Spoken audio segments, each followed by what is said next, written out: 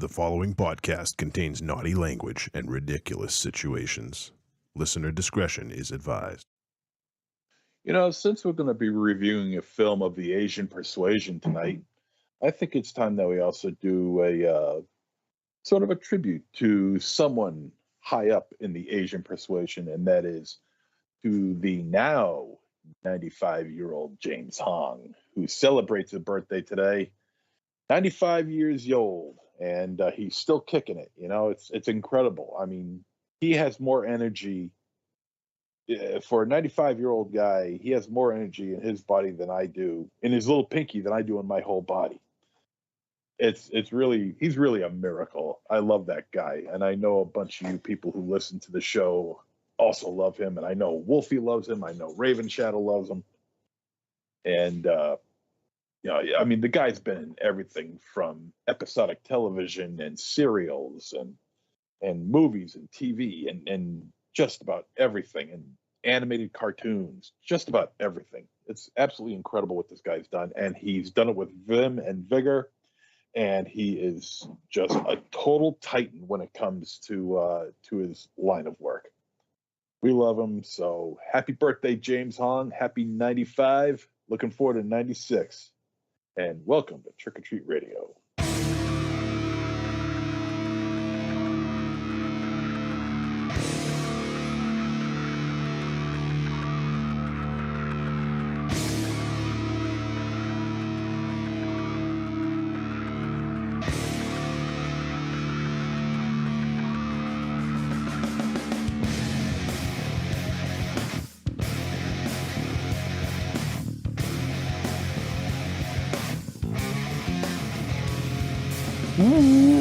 Welcome to episode 604 of Trick or Treat Radio.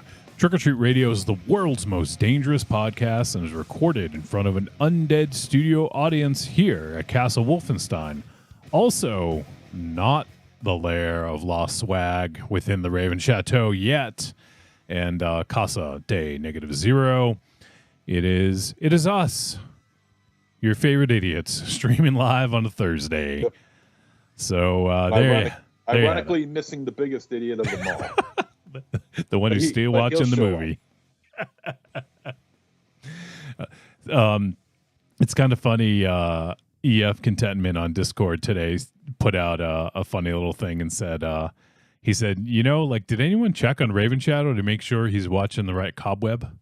And I wouldn't be surprised if he actually started watching the wrong one, didn't realize he actually had seen it, and we actually discussed it, and then was like, oh shit, I gotta watch another movie. Yeah, well, you know what, to his credit, I mean, how often do we watch two films in back-to-back years with the same title? Well, yeah, I mean, I don't think it's happened. If it is, it's incredibly rare, but still, I mean, you remember the difference, right? Yeah. But you're a human being. Jake Busey's kid, and the other one didn't. True, exactly. Gary Busey's kid, not Jake Busey. Oh, right. We thought it was Jake Busey at first, and then we're like, we're like, how the fuck does Gary Busey have a child at like whatever age he is? Yeah, we're still trying to wrap our heads around that one. Oh God. But I'll bet you even Gary's got to be like, "What, you mean I have a kid?" Yeah, he doesn't even know. Yeah, yes, he has no clue. He sees the kid walking around the house. He thinks it's Jake's. You know? Jake, why didn't you tell me you had a little boy? Piss on the Indians. Piss on the red. What did he say? Piss on the Phillies. Piss on the Yankees. Piss on the Indians. Yeah. Piss on the children. Oh wait, no, that's a different thing. Yeah, don't do that, Gary. Like buttered sausage. Like buttered sausage. So on this week's show, as MZ said, I don't know if we can say this, but the Asian persuasion, is that a thing? Yes, it is. Okay, so on this week's show, but we will be talking about the latest film from I'm calling him a maestro because I think he's a goddamn fucking maestro. He's created some amazing films over the years, and that would be the only Kim Jee-woon, talking about his latest film, Cobweb. And as mentioned, not to be confused with Cobweb with Anthony Starr and Lizzie Kaplan, the American film. No. This is the South Korean film of the same name. And we'll be talking about that tonight. I'm always looking forward to checking out Kim Jee-woon's work. And this one should be an interesting discussion. It's not the typical Kim Jee-woon fare, I don't think. At least not the ones that we've covered on the show. But the interesting thing is, we'll get more into it when we get into the discussion, but I didn't think that this would have as much horror as it did. It definitely was rooted in horror. At least the film within the film had some horror. Yeah. It definitely had horror elements on its mind with the film within the film, not the film itself, not right. Cobweb itself, but the film within the film.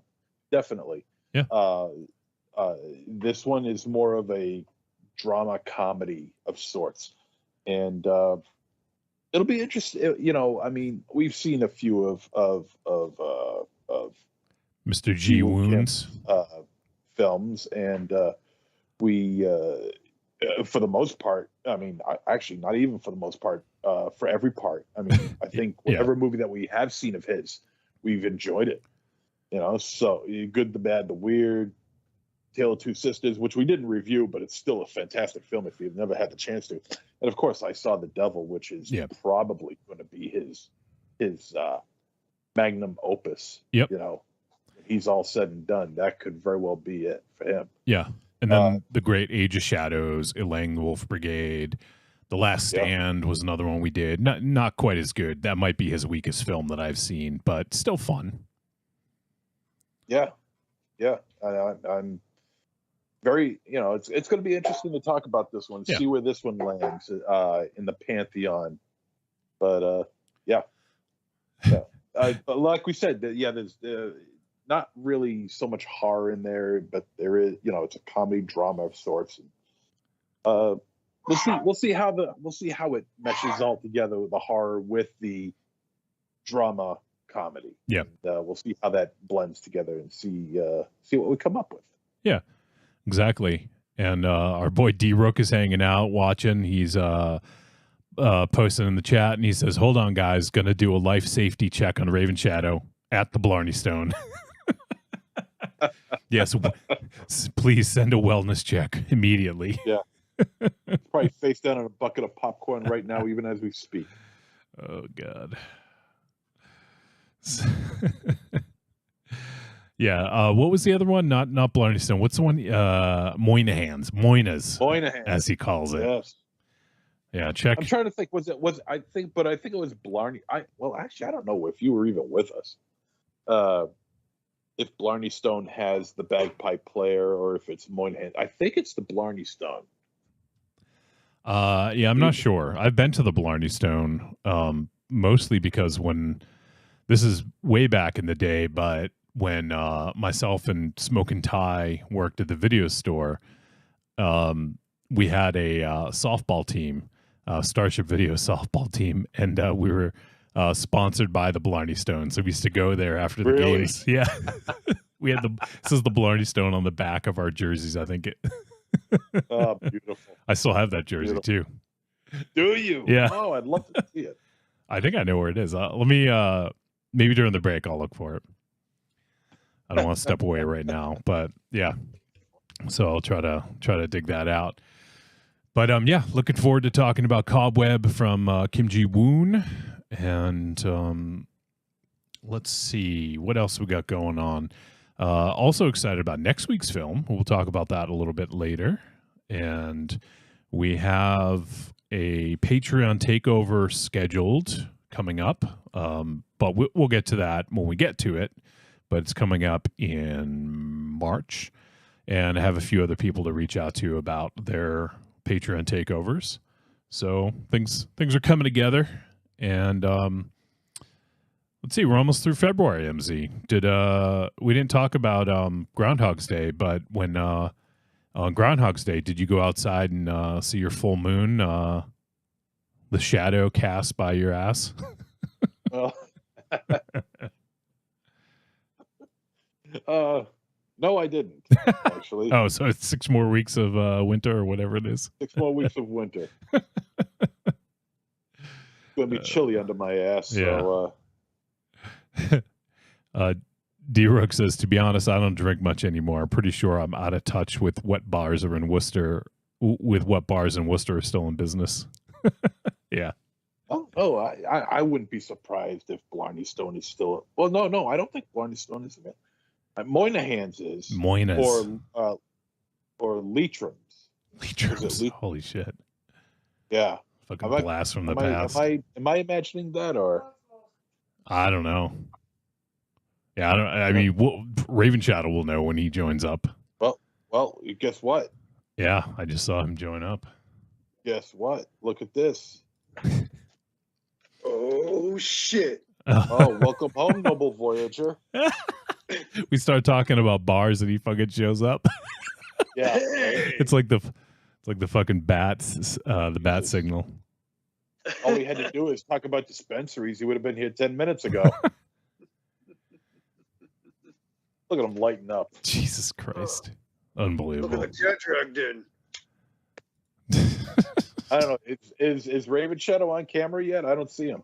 I mean, No. I see him here, but Yeah, not yet. Whenever he joins, I have to add his camera every single time. So I'm adding it in the background.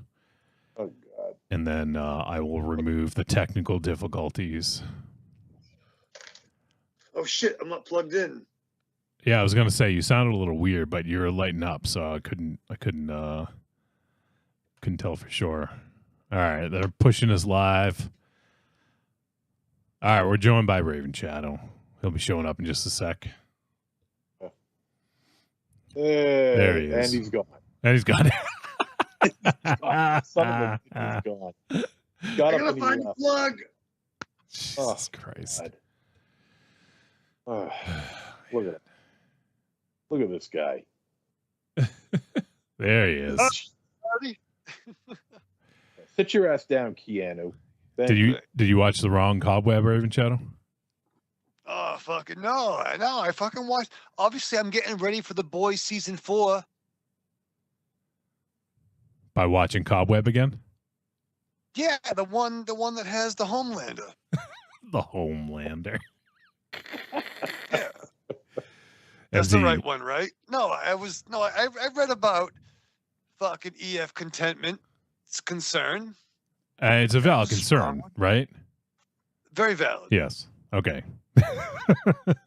I had a feeling like you'd just watched the wrong one, didn't realize that you had actually seen it, and we actually discussed it. And you're like, oh shit, I watched the wrong one. I was concerned too. I mean, wouldn't be the first time. Well, I'm trying to remember what was the one that happened recently where you watched another movie entirely of the same name. I forget what it was. Oh, there's yeah, I did, and that's, you know what? That's my fault. Yeah, But- it is. Of course it is. sure is. Yeah.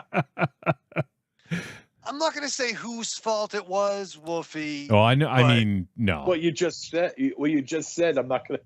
You just said whose fault it was. Now you're saying I'm not gonna say whose fault it was. I don't think what we want to do is point blame on Cesaro. That's not what we're trying to do here in this circle. What's wrong with you? The point of the matter is, I think everyone can agree that too many movies have the same titles. No, I don't think anyone can agree to that. No, I mean, there's only so many words that can go around. I mean, but Yeah. no, I mean, you can easily. Add I mean, numbers after look, that. dude, if you could tell the difference between Star Wars Episode 4 and Star Wars Episode 5, He okay, can't. but you can't tell the difference between one cobweb to another cobweb that have nothing to do with each other. first of all, I've been to a couple of countries in the past. I can say cobwebs are the same all over the world. They're sticky and they scare me. Because I wonder what's in my hair afterwards. Jesus. My hair. Is My there a spider hair. in my hair? The spider in my hair. No. I worked in my hair a There's a long spider time. in my hair. Yeah. There's a spider in my hair, and you hit it. Yeah. You hit the spider in my hair. Don't piss off that spider in my hair. My hair. I don't know why I'm a bad Christopher Walken now, but Oh man. My hair. my hair. So when you showed up, Raven Shadow, we were trying to figure out what is the Blarney Stone still around or is it gone? No, bro. It like all good things that are self-destructive and promote debauchery, negligence. It's probably time to go away. It's now one of the many faux restaurants that are in the city. Oh, bars. Like faux, like po, like what did not like ramen, but what did the panda make in Kung Fu Panda for food? Never saw it. Tell you. I don't know. It's PHO. What's that?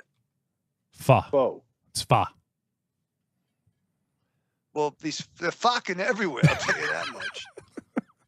Fuck you. Fuck you. Yeah. What about Leitrim's? Is that still around? Well, Alicia's ain't going away as long as they're a college.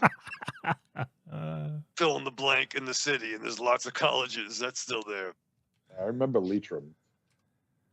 Yeah. I used to do door at the Blarney Stone. You were in charge of the rope. The velvet rope that is the Blarney Stone. Yeah, no, You were security. I was the door person You couldn't be security at a flea circus. because I was the door person. The door. And what's the difference? Well, I was not. Some big hulking guy wants to come in to the Blarney, and what are you gonna do? I'm gonna point to the security and say, "Get that guy." I never said I was security. I said I would work the door. Check Wolfie, ID. what did I say? I don't know. Not listening. Like you would check IDs and shit. Yeah, yeah. And remember, we have a friend we know with two initials that was in a band. That drilled. Yeah. Our buddy Casey. Yeah. He worked there. Oh, and that's right. That's right. Yeah. And the Maru would go there, and I would fill in for him occasionally. Yeah. And then it'd be like, you go check for someone's ID, and it'd be like, my ID? I didn't bring it. And it's like, honey, you knew you were fucking going out tonight. Like, what the fuck? Like, oh, I know Casey. Well, Casey ain't here because I'm here. And pulling fucking rolling rocks out of chicks' fucking purses, trying to fucking leave in the middle of the night. Yeah, it was hard times, Daddy-o. Oh, look at Raven Shadow showing off power. It wasn't showing off power. Hey, where's your fucking ID? Yeah, you knew you were going out tonight. Get your fucking ID. If Well, you're you over did. 21, I'll get you in here. Ravenchow showed us the power. Now where's the glory? Oh, yeah. Well, it's now a faux bar.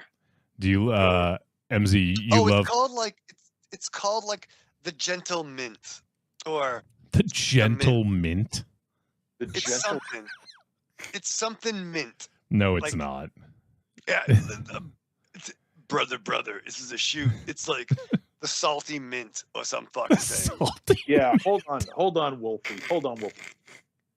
I'm inclined to believe what he's saying because I don't believe a We're fucking not word there. he's saying. I'm not there, but he's there, and he could tell us.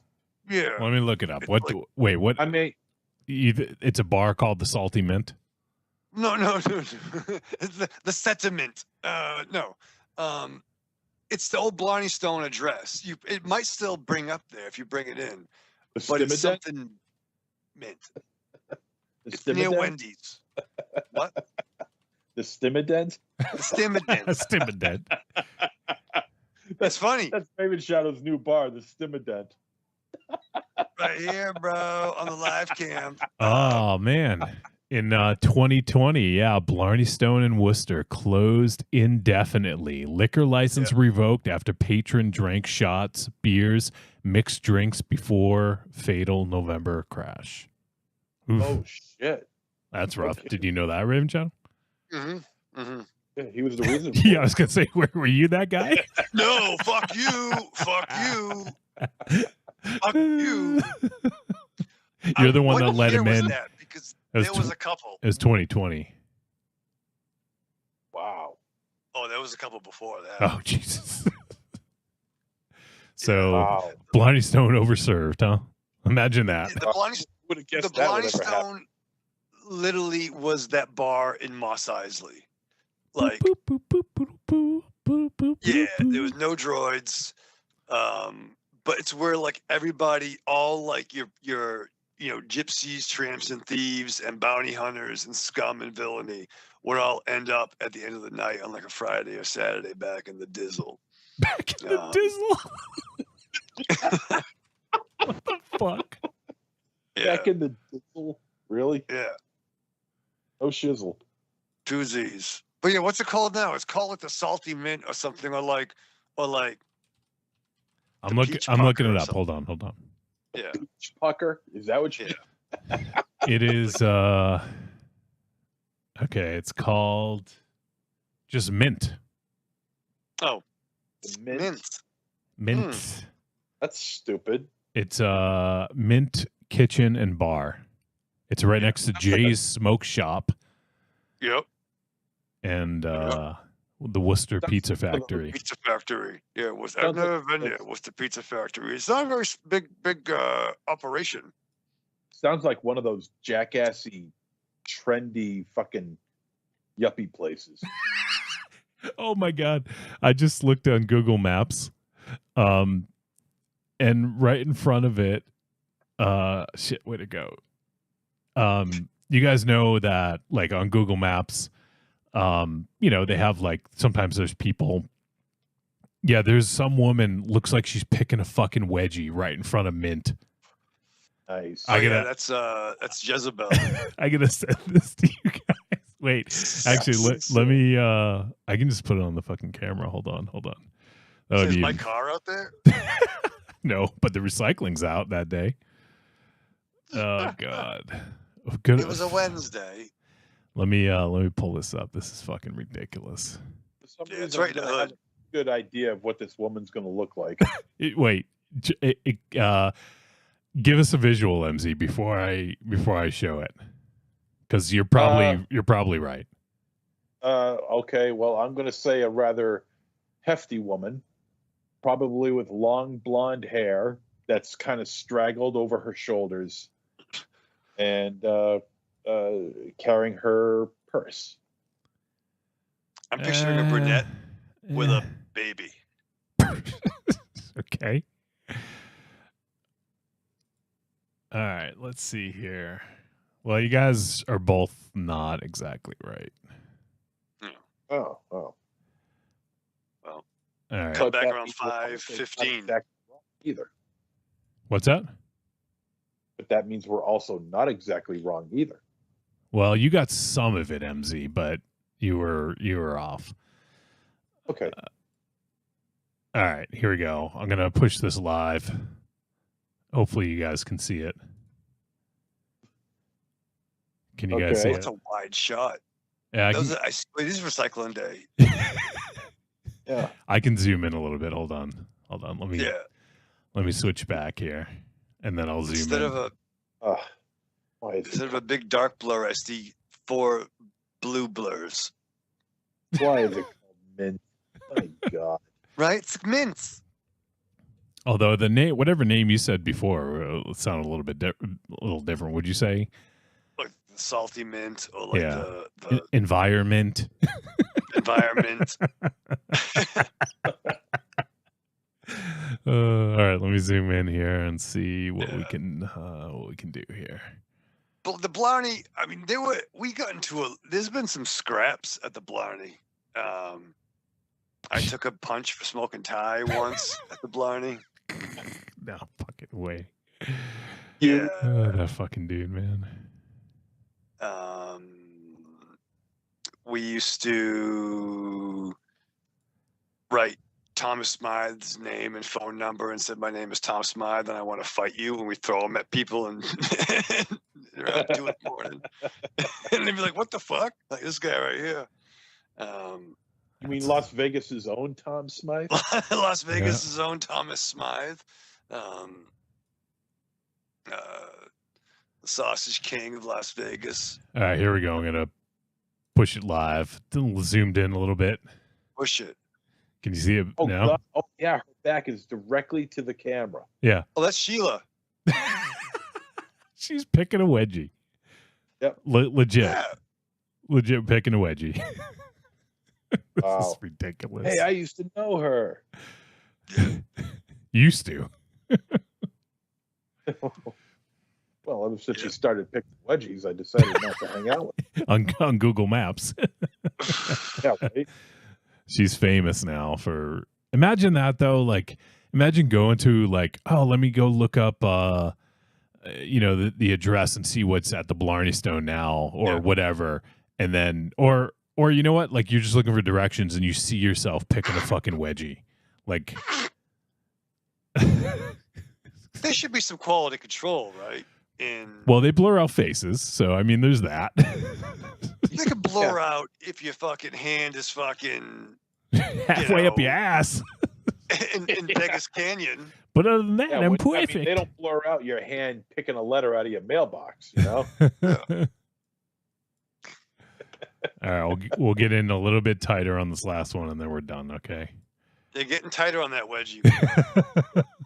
Any closer, and we'll start to see the creases in her ass cheeks. All right, one more time. Here we go.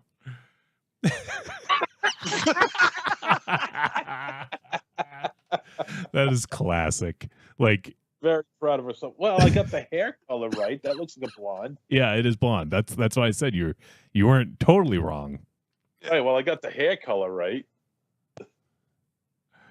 Oh, God. And she's not exactly carrying a baby, but she is carrying something in her left hand. Yeah, it's probably a 40. Here. It could be considered a baby. 9 a.m., Wolfie. It does look early, actually, because there's like no traffic. Yo, yeah, that's the early morning. That's like 6:30 a.m. Blarney Stone when you're coming out there with your nose bleeding. Coming out of the booth. Let's see if I can. Oh man, I remember having the Blarney Stone downstairs was fucking. It made the fucking like Bat Cave look like, a Martha Stewart lair. Like it just was these rickety fucking stairs held together with like duct tape and fucking turpentine. I don't know. Duct tape and turpentine. Sounds like the Lucky Dog. Yeah. Actually, Lucky Dog, like OSHA would have been totally fine with Lucky Dog compared to downstairs at the fucking Blarney. Yeah. I got tipped out pretty well though. Actually, upon closer look, I think it's a dude. Oh, geez. Let me see that ass again. Let me see that ass again. Hold on. Oh, God. Zoom in closer, Wolfie. Dude, huh? Oh. All right, Hey, dudes are allowed to pick wedgies. If girls can do it, guys can do it too. Yeah, no, the wedgies are not gender Exclusive. specific. Yeah. Yeah. All right, let's see here. The thing Wedgies is, are the same all over the world. yeah, it's true. They really are. We are the world. We have a wedgie. We are the wedgie. We are the ones who take it out of our cheeks. Well, that's weird. That's a weird turn. All right, one more time. I could. Here we go. Let's zero in on that. That could be a dude. Yeah. I think it's a Yeah, dude. that's Look at a those dude. calves. Yeah, Yeah, There's some that could be cutoffs. Wolfenstein. Nope, he's got an undercut and looks like a and W sarsaparilla. Sexy sarsaparilla. definitely. Yeah, that's a But he gentleman. doesn't- But he really doesn't look like he's picking a wedgie. It looks just Well, like he's No, I mean, now Yeah. the illusion's fucking shattered. I liked it when it was, you know, what was her name? Cindy picking a wedgie. Cindy Lauper. Right. And then Cindy Lauper. Yep. All right. Well, there's fun with Google Maps. That's fun. check in next week when we watch the Maharaji, when we watch the Maharaji pick crabs out of his crotch. The Maharaji.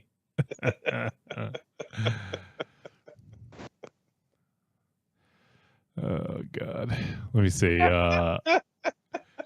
D Rook says a velvet rope at the Blarney Stone was like a silk bib on Gilbert Grape's mother. Oh, God. Silk bib. Oh, that's funny. I miss that place. And then Dr. Chris chimes in. He says, are you guys going to Dead of Winter Fest? Did you hear the Attack of the Killer Clowns from Outer Space game is coming? So first things first, Dead of Winterfest. No, I'm not going. I'm 6 hours away, 6.5 hours away. MZ, you're like what, 4 hours away, 3.5 hours? 4 hours away. 4, yeah. So, but maybe Raven Shadow. Raven Shadow, are you going to the Dead of Winter Fest? I will not be attending, but that's pretty awesome, though. That you're not attending? Yeah, I'm sure they're celebrating. Well, definitely be awesome if you're not going to be there. Well, that's way okay, bro. But no, it's a cool event that a lot of friends of ours are going to be there. Yeah, I think D Rook's And- going to be there, or at least Yeah. Rough House will be. Rough House will be there. The shop I go to, so our friend, Mina Rose will be there actually. Yep. Some films. So yeah, like Patsy and Ashes. So it's gonna be dope. And a cool thing, and I hope it. And I'm very familiar with that location, but I will not be able to attend. But I think it's killer. So Right. yeah, I don't know if Dr. Chris is going, but and then the Attack of the Killer Clowns from Outer Space game. Yes, I've seen the trailer. I believe Yep. Gun Media is putting that out. Have you seen it, MZ? Yeah, I have. You know what? It's funny. Killer Clowns from Outer Space is getting a lot of press lately. In terms of merchandising, in terms of retrospective stories on it, and now with this game that's coming out, which looks pretty cool. I'm really hoping that there's a resurgence on the Killer Clowns franchise. Well, it's really not really a franchise; it's only one movie, but I think they're trying to stoke the fire to get another movie going, which I think is about time. The Kyoto brothers, they're all still alive. They're still kicking. They're still doing their thing. I don't know what could stop them, And I think Killer Clowns is their most profitable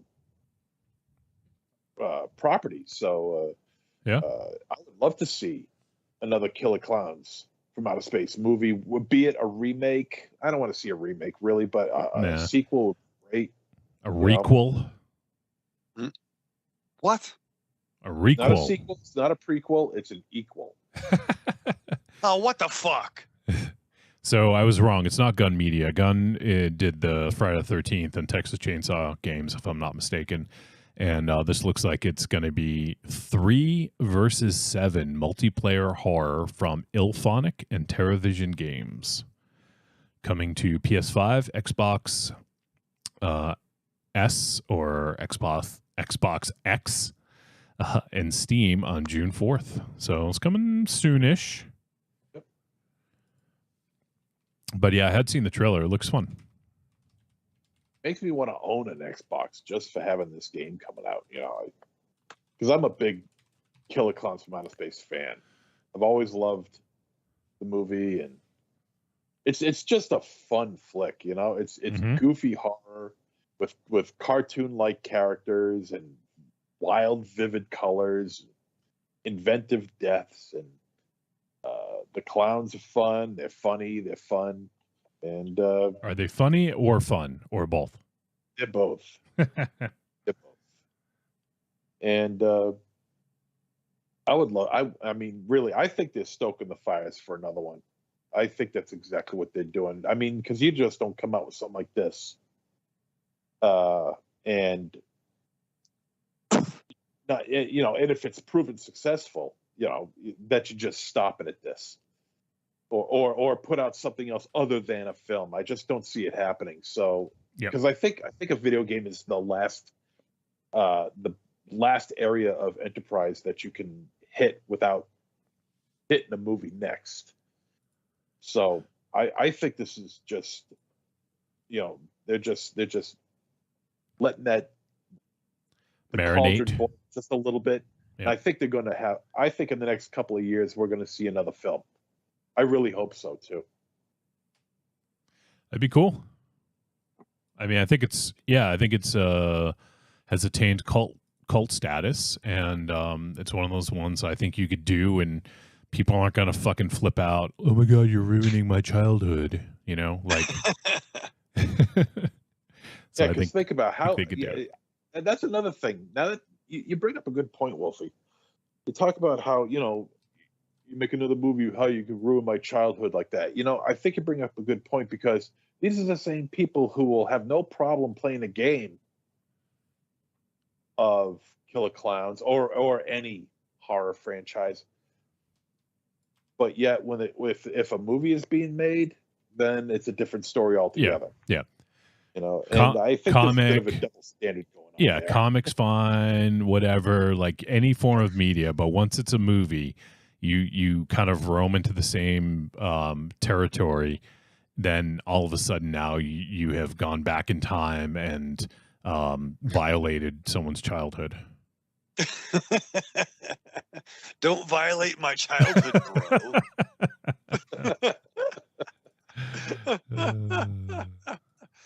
Now, did the Killer Clowns have names? Did they have, like, were there characters? Like, was there like Flippity Feet?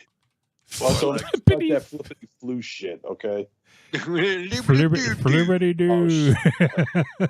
Flippity feet. Yeah. Shut the hell up. And Yeah, Flappy Gums Murphy. Offhand, I can't remember their names, but I'm looking them up right now. Yeah, I'm looking it up too. Was it like Killer Clown number 1? No, Killer no, Clown number 2? No, they actually had names. But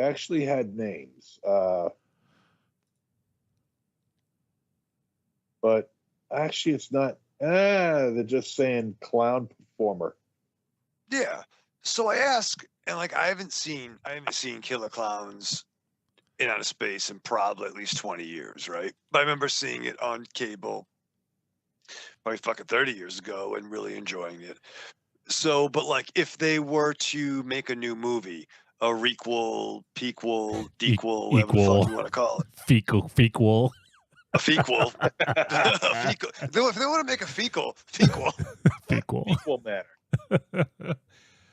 I got the names of the clowns. We got Jumbo, Fatso, Shorty, Rudy, Spiky, Slim, Bibbo, Chubby. Okay, I think that's it for the clowns. That's a lot of fucking clowns. How many were there again? Oh, there's female killer clowns, Rosebud and Daisy. Wait. Take it from the top. Baby killer Who are they? clowns, Clownzilla, originally known as JoJo. Baldo. Wait. Baldo is one of Boko's brothers. He appears in the parade scene carrying a popcorn bazooka. Yes. All right. So, I mean, potentially, You asked, or you guys All right. asked. I guess where I'm going with it, like, it wouldn't be fucking implausible just for a new bunch of fucking clowns. Like, they're almost like the predators of the galaxy. Oh man, Like- we need Killer Clowns versus Aliens next. Right. That's their gimmick. Is they come like how long has circuses been around? 100 years. At least. Maybe fucking Barnum or Bailey was a fucking alien. Barnum Make or that Bailey. Yeah. That's a Barnum fequel. That's a and Bailey. fequel. That is a fequel. Sequel, prequel, requel, equal, and fequel. Yeah. Those are my clown names. Oh, I'm fequel.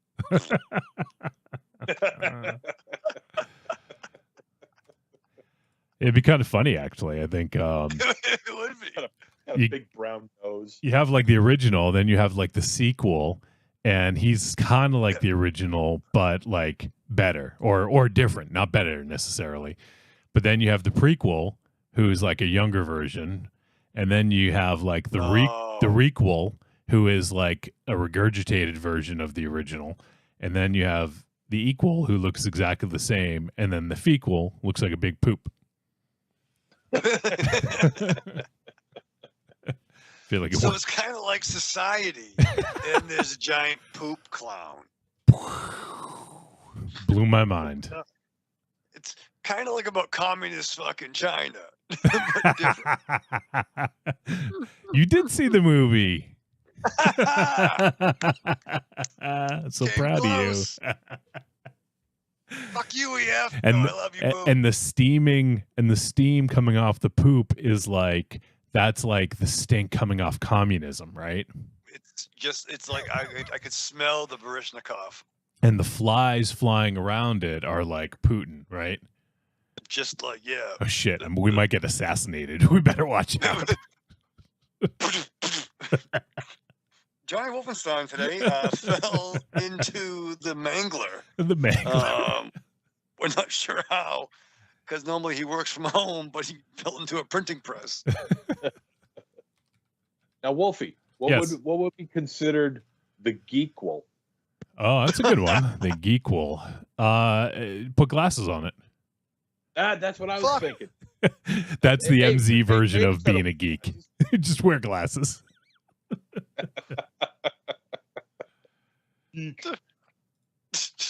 Nerd. Nerds.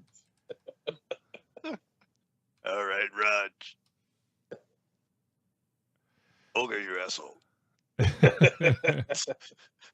Gonna take an ogre piss. So we got a communism is like poop reference. Okay, so we're doing pretty good. Yeah, this has been an A+ show so far. Let's What else see. is going on? What else?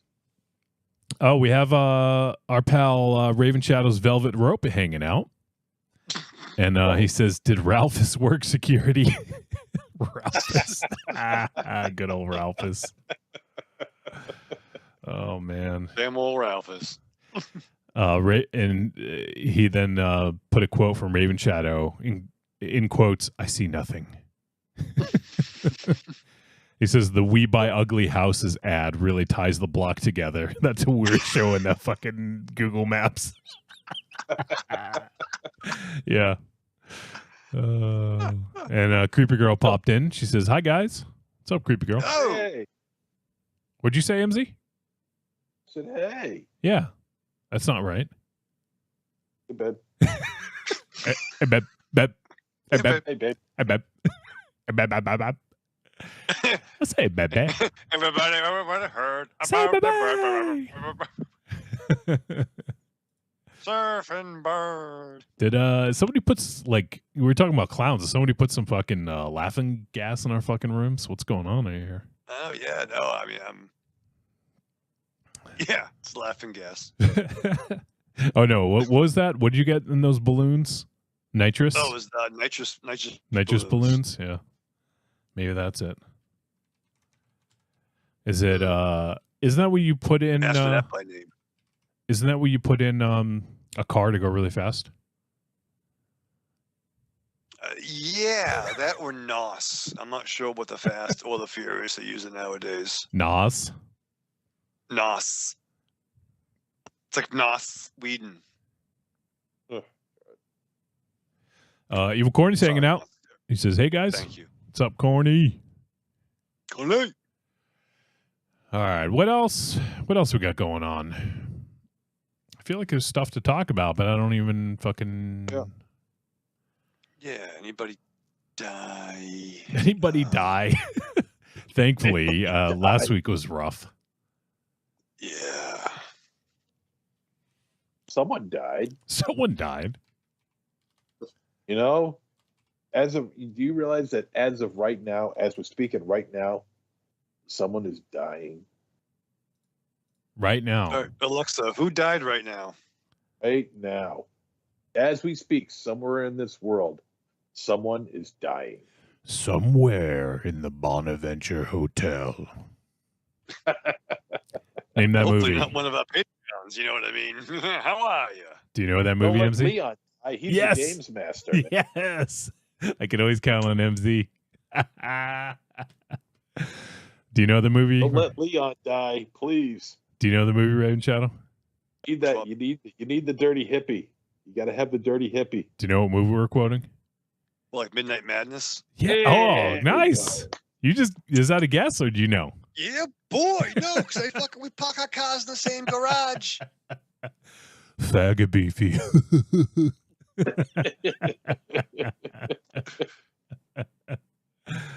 Oh God, I haven't seen that movie in so long. Fucking, it was Michael J. Fox's first movie, right? I think it was, yeah. Yeah. I think so. And that had the Dave Ott, Deborah Winger, Stephen First, Yep. Eddie Eddie Deason. Deason. Yep. And it also had the two fat chicks from Hamburger the Motion Picture. No Flash. Oh yeah, yeah, yeah. Hamburgers Oh for shit. America. I want to watch that right now. You guys want to stop the show and just watch Midnight Madness? Yeah. Okay. Or Hamburger the Motion Picture. I'm down for either one. Or make it a double feature. Double feature. Double feature. I think I'd rather The do two fat chick double feature. Jesus. Wow. You can't Midnight call it Madness that. and Hamburger the Motion Picture. Did you say David Naughton too, MC? David Naughton. That is a Deborah fucking. That's a fucking who's who right there. David The Naughton. Murderer's Row. You said David Deborah. Naughton, yeah. You said Deborah Klinger, right? Deborah Klinger. Yep. Eddie Deason, Stephen First. Yeah. Joel Kenny. We have Patricia Albrecht, Andy Tennant. Yep. Let's see. Oh. Maggie Roswell. Fucking Eddie D's in the picture of him. He's like fucking irregular Eddie D's. Yeah, well, what You're a is it? regular Eddie Deason. Eddie Deason is like Liev Schreiber, like Oh man, he actually, yeah. I can see that. in the microwave, or like he's like the Randy Quaid to like the No, Dennis Quaid. He's the You know what I mean? Liev Schreiber Geekwell. Yeah, he is. Yeah. And also Paul Rubens, the late great Paul Rubens. is Yes. Yes. Oh, Like man. imagine if Liev Schreiber like did some of his roles as Liev Schreiber. Like it could be awesome. I'm looking to see if this is streaming anywhere. It says you can rent or buy it, I guess. Hamburger was on YouTube at least pre-pandemic. Yeah, it's still there. Hamburger It's the Motion uncut Picture. too. Yeah, it's still there. The hot flash scene. That's a Oh fucking shit. I love Hamburger the Motion Picture. You know who else is in Midnight Madness? I don't know if MZ has. Actually, I don't remember. MZ, have you seen Brooklyn Nine-Nine? Yeah. Raven Chat, you have, right? Yeah, not every episode, but I've So- seen a couple. Blaylock on the green team for Midnight Madness was played by Dirk Blocker, and Dirk Blocker was Hitchcock in one of the two old guys from Oh. Brooklyn Nine-Nine. Holy shit, are you kidding me? Blaylock is in that? Yeah. Blaylock. Yeah, he was in every God, episode of yeah, Brooklyn Nine-Nine. Yeah, Blaylock. He was the leader of the green team who That's fucking pounded down all awesome. the Pabst Blue Ribbon. Oh yeah. I gotta look up some pictures of this guy when he was younger. I didn't even fucking know. Yeah. Yeah, 'cause wasn't there Blaylock. an episode where they were like Murtaugh and Riggs? They were like badasses. Holy shit! Yeah. Oh man. It I'm looking at a picture right now. Yeah, it totally is fucking him. Holy shit. They were like the jocks, right? Yeah. Yeah. They were Yep. like the football team. Yep. Wow. Wow. That just blew my fucking mind. I had no fucking idea. That's awesome. Yeah. He was also Yeah. in Poltergeist. Oh shit! He was in Poltergeist. Yeah. There's a picture of him carrying, looks like a case of beer on a bike. That guy. Yeah. He's the guy. Yeah, he's the guy he's the guy who he's riding down the bike carrying a case of beer, and the two smart ass kids with their RC cars make him crash, and he's got beer spilling out all over the place. Yes, yes. Oh my god, I That's had no him. idea that was him. Holy fuck. I'm going to go down a fucking Dirk Block. Wait, what's his name again? Dirk Blocker. I'm going to go down a Dirk Blocker fucking rabbit hole now. I want to watch Midnight Madness right fucking now. Yeah. Here's a little horror history for you. In Poltergeist, the guy who plays Bruno, okay, he's one of the construction guys and he's the one who's coming through the window and he's drinking the coffee and eating the donuts out of the window. Okay, Bruno, give me back the coffee. You sure do make good coffee, Mrs. Freeling. You know that guy. I don't know if you remember. It's him been or not. so long. I don't remember. Yeah. Yeah, Well, obviously. he had a small part in it. Well, anyway, he ended up playing LG in Texas Chainsaw Massacre 2. Oh. You'd never guess it was him. No, I definitely wouldn't have known. That's crazy. That's so funny. I'm just blown away now about Dirk Blocker. I want to see if there's anything else that he's. You might be the only person in the world right now who's saying this. I know. He was in Prince of Darkness. He was in Starman. Wow, he worked with John Carpenter a couple of times. Huh? Yeah. Let's go back. He started in 1974. He was on Little House of the Prairie. It was just one episode, but let's see. BJ and the Bear, he was in an episode. Beyond Westworld, he was in an episode of that fucking TV show. He was in one episode of MASH. How old is he now? He's got to be in his 60s at least. I'll look in just one sec. He was in 2 episodes of Night Court. He played 2 different characters. He was in MacGyver, Hunter, Newhart. Yeah, boy, Fred Dryer. 21 Jump Street. That's so funny. He played a character in 21 Jump Street. Hardball. Do you know what that is? Raven Shadow? Yeah. Okay, I knew that would be a Raven Shadow style show from 1990. Hardball. That was a weird cast. That was John Ashton, Richard Tyson. Yeah, the great Richard The great Richard Tyson. John Pappas, Barney McFadden. Yep. Let's see. Anyone else? That's a fucking, yeah. Wow. Richard Tyson is dope. Yeah, Richard Tyson is dope. I want that T-shirt. There's someone out there, an enterprising young entrepreneur, make that. All you have to do Richard Tyson. All you have to do is go to Redbubble and you can get yourself a fucking Richard Tyson dildo warmer for Christ's sake. Warmer. The shirt is fine. Yeah, like the shirt dildo cozy. You know, the shirt'll do. Yeah, on the rocks is fine. Yeah. That's what I thought you'd say. Richard Tyson.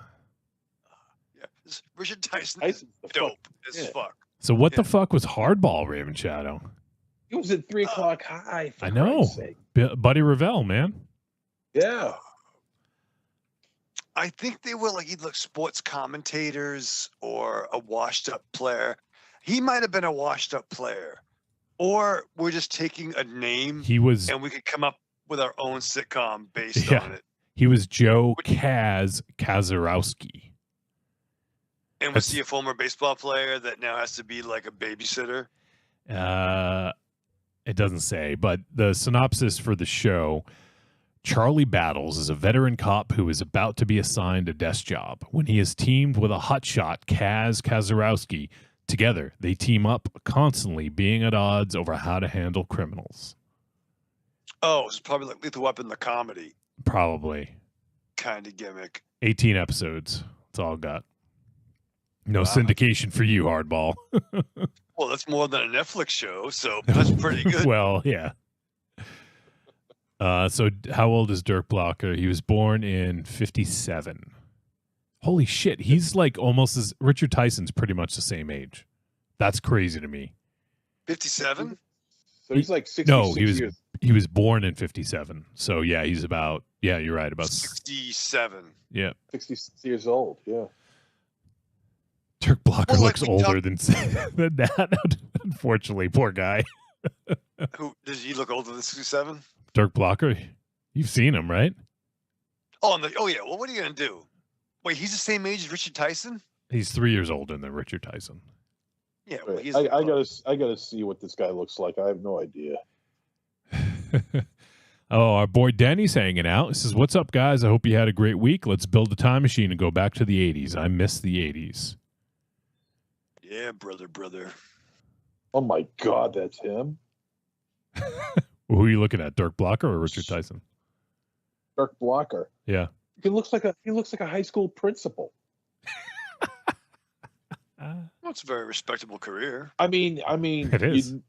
when you watched Midnight Madness, you knew he was balding. I mean, that was obvious. You could see he was having a receding hairline. You could tell. Yeah. Well, how'd you imagine somebody from fucking 78 and 2024? MZ in Poltergeist in 82, he was fucking bald. Was he? Yeah. Telly Savalas. You could tell. Yeah, I mean, I'm looking at him here in some other movie or a TV show, and just the way his hair is parted, and combed top to the side, you could just tell he's doing everything he can to hide it. But unfortunately, the follicles of failure have redeemed themselves. Jesus. The follicles of failure. Follicles of failure. I can describe a couple of tag teams. Holy shit. Oh man, Dirk Blocker, the latest thing he's in is a It's a reboot. coffin. No, he's not in a fucking No. coffin.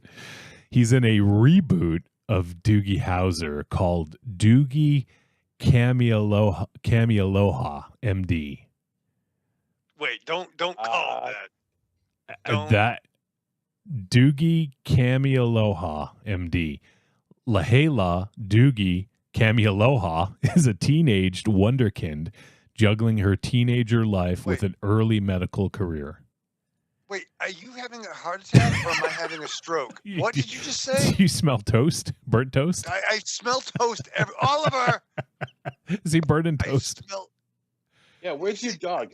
Yeah, where's your dog? Well, actually, can we get a Doogie Howser remake with dogs and name it Doogie Schnauzer? That's so much better. Yeah. Wait, Yes. like what'd you call it? Cobra La? What do you? Doogie Schnauzer. Doogie la la la la la la la la. I want Doogie Schnauzer now. Holy Yeah. shit. Doogie Schnauzer. That's a hit, boy. You're gonna do well in Hollywood. I want Doogie Schnauzer. Yeah. Get me Doogie Schnauzer now. I don't know why it's German. Yes. I don't know why Doogie Schnauzer is Well, probably it's better in than fucking Doo- warm it's better- Berlin. It's better than Doogie Scheiser, right? Doogie Scheiße. That's a Garten Himmel. Doogie Schnauzer. Gott in wie geht's in der Hademogen. It's like your Doogie Scheiser films. Yeah. Doogie Scheiße Soße.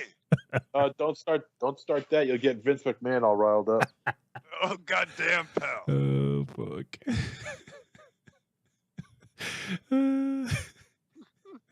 You got no trousers in hell. Doogie Trouser.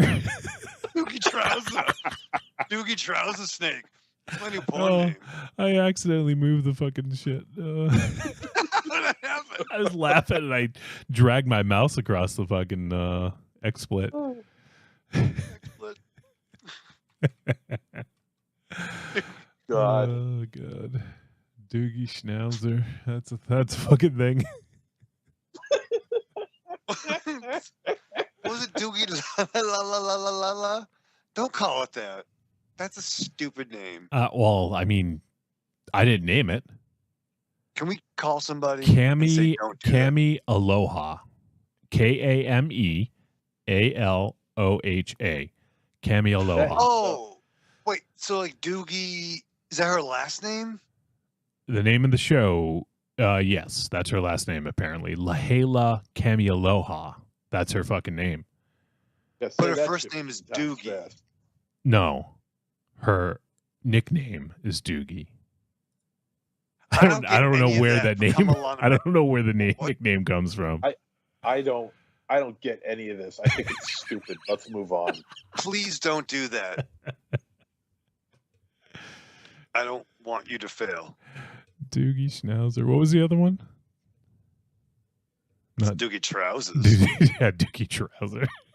Doogie Trousers. Or how about Trousers? Doogie Bowser? Browser, Doogie Mauser. Yowza, yowza. Doogie Mauser. Yowza, yowza. Oh god damn it. Doogie Mauser. I can't fucking believe this. That's my new Alice hotel rooms. How can you remake Doogie Howser MD? I get doing a gender swap. Like, I'm totally fine with that. But, like, why do you have to call it Doogie Cami Aloha MD? It just doesn't make... People aren't going to make that connection. Yeah. Also, it doesn't really roll off the No. tongue. No. Not There's at a all. lot of bumps. There's a lot of bumps and bruises going on before you finally get the word out. And looking at the poster, she's like on a surfboard held by two like hot guys, and Stop it. That's she's not wearing like a Hawaiian Coconut dress. You're bullshitting us now, okay? No. You have to be bullshitting. I'm not. I wish I were. I wish. And All right, I gotta look this up. I'll put it on the fucking thing. Yeah, like the fucking we buy shitty bars fucking Holy thing shit! you had earlier Holy with the shit. wedgie. All I have to do is put in Doogie. The first in Google, I Google it. I put in Doogie. I get Doogie Howser MD. Under it, Doogie Kimono Wanalea MD. I'm like, are you kidding me? The night Doogie Kimono Wanalea dance atop ECW Arena. Like, couldn't they do it where she's just like a next generation Wunda kid? I mean, that's Like- kind of what it is. But like, who had the idea? Let's do Doogie Howser, but let's set it in Hawaii. That's a fucking 1993 gimmick. Yeah. That's TGIF 1992-93, bro. You got that right. Like, that's whack. Like, if you're gonna do it, I'd put it on FX, have it be Doogie Howser's kid, and have it be the actual Neil Patrick Harris, but in a super sexed up, like he's really embracing that, like he's being out and being like a horn dog gimmick. Well, I mean, I'm And fine have with the her- gender swap. Okay, let's stick to that because that's what they wanted to do, and they wanted to have a young But- girl, And right? have a girl, yeah, have a girl, but have And somebody be his. And they probably that's also fine. wanted to have someone who wasn't just white, right? So, you know, it could be anything, but Doogie Kami Aloha MD is not it. It doesn't I roll just off don't the know tongue. I mean, people are not going to remember this. You know, I'm looking at the central cast that they have here, Jesus Christ. They picked out like 5 of the prettiest people they could possibly find because Well, of obviously course. this person cannot be seen with any ugly people or just normal looking people. You should see the cast of characters that she surrounded herself with. Right, and I'm not going to die on the fucking. I don't think we're complaining we're going to die on the hill of sitcom shit like fucking people are complaining about Rogue's butt not being as juicy in the new X-Men cartoon. Like, we're not fucking getting crazy. But this is a bad sitcom idea, right? Yeah. Well, to be fair, the original idea of Doogie Howser sounded like it was destined for failure to start. And True. I mean, it was saved by some decent writing, good performances. Neil Patrick Harris, he took the role and he ran with it. He did a good job with it, and he turned out to be a pretty damn decent actor in his own right today.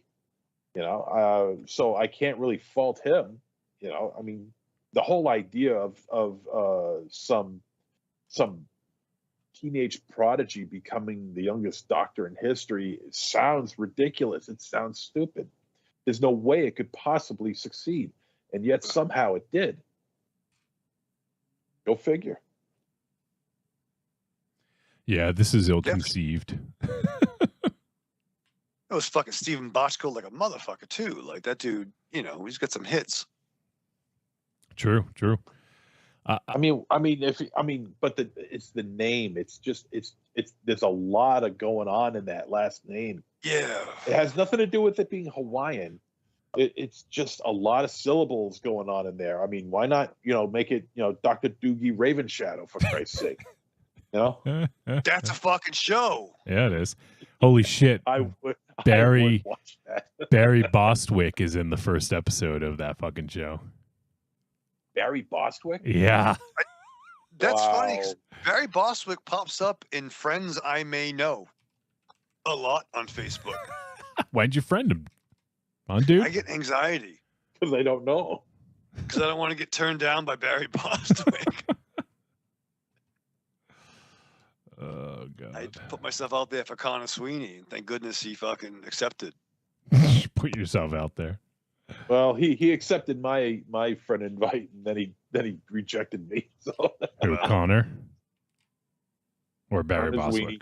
Connor Sweeney, yeah. let's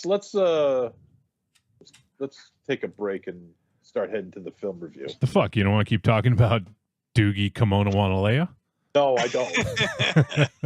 No, I don't. I really don't. All right. Well, in the first episode, in the pilot, Dr. Lahela Kamialoha is excited to experience some of life's firsts on her 16th birthday, but her responsibilities at the hospital and her parents get in the way of her plans.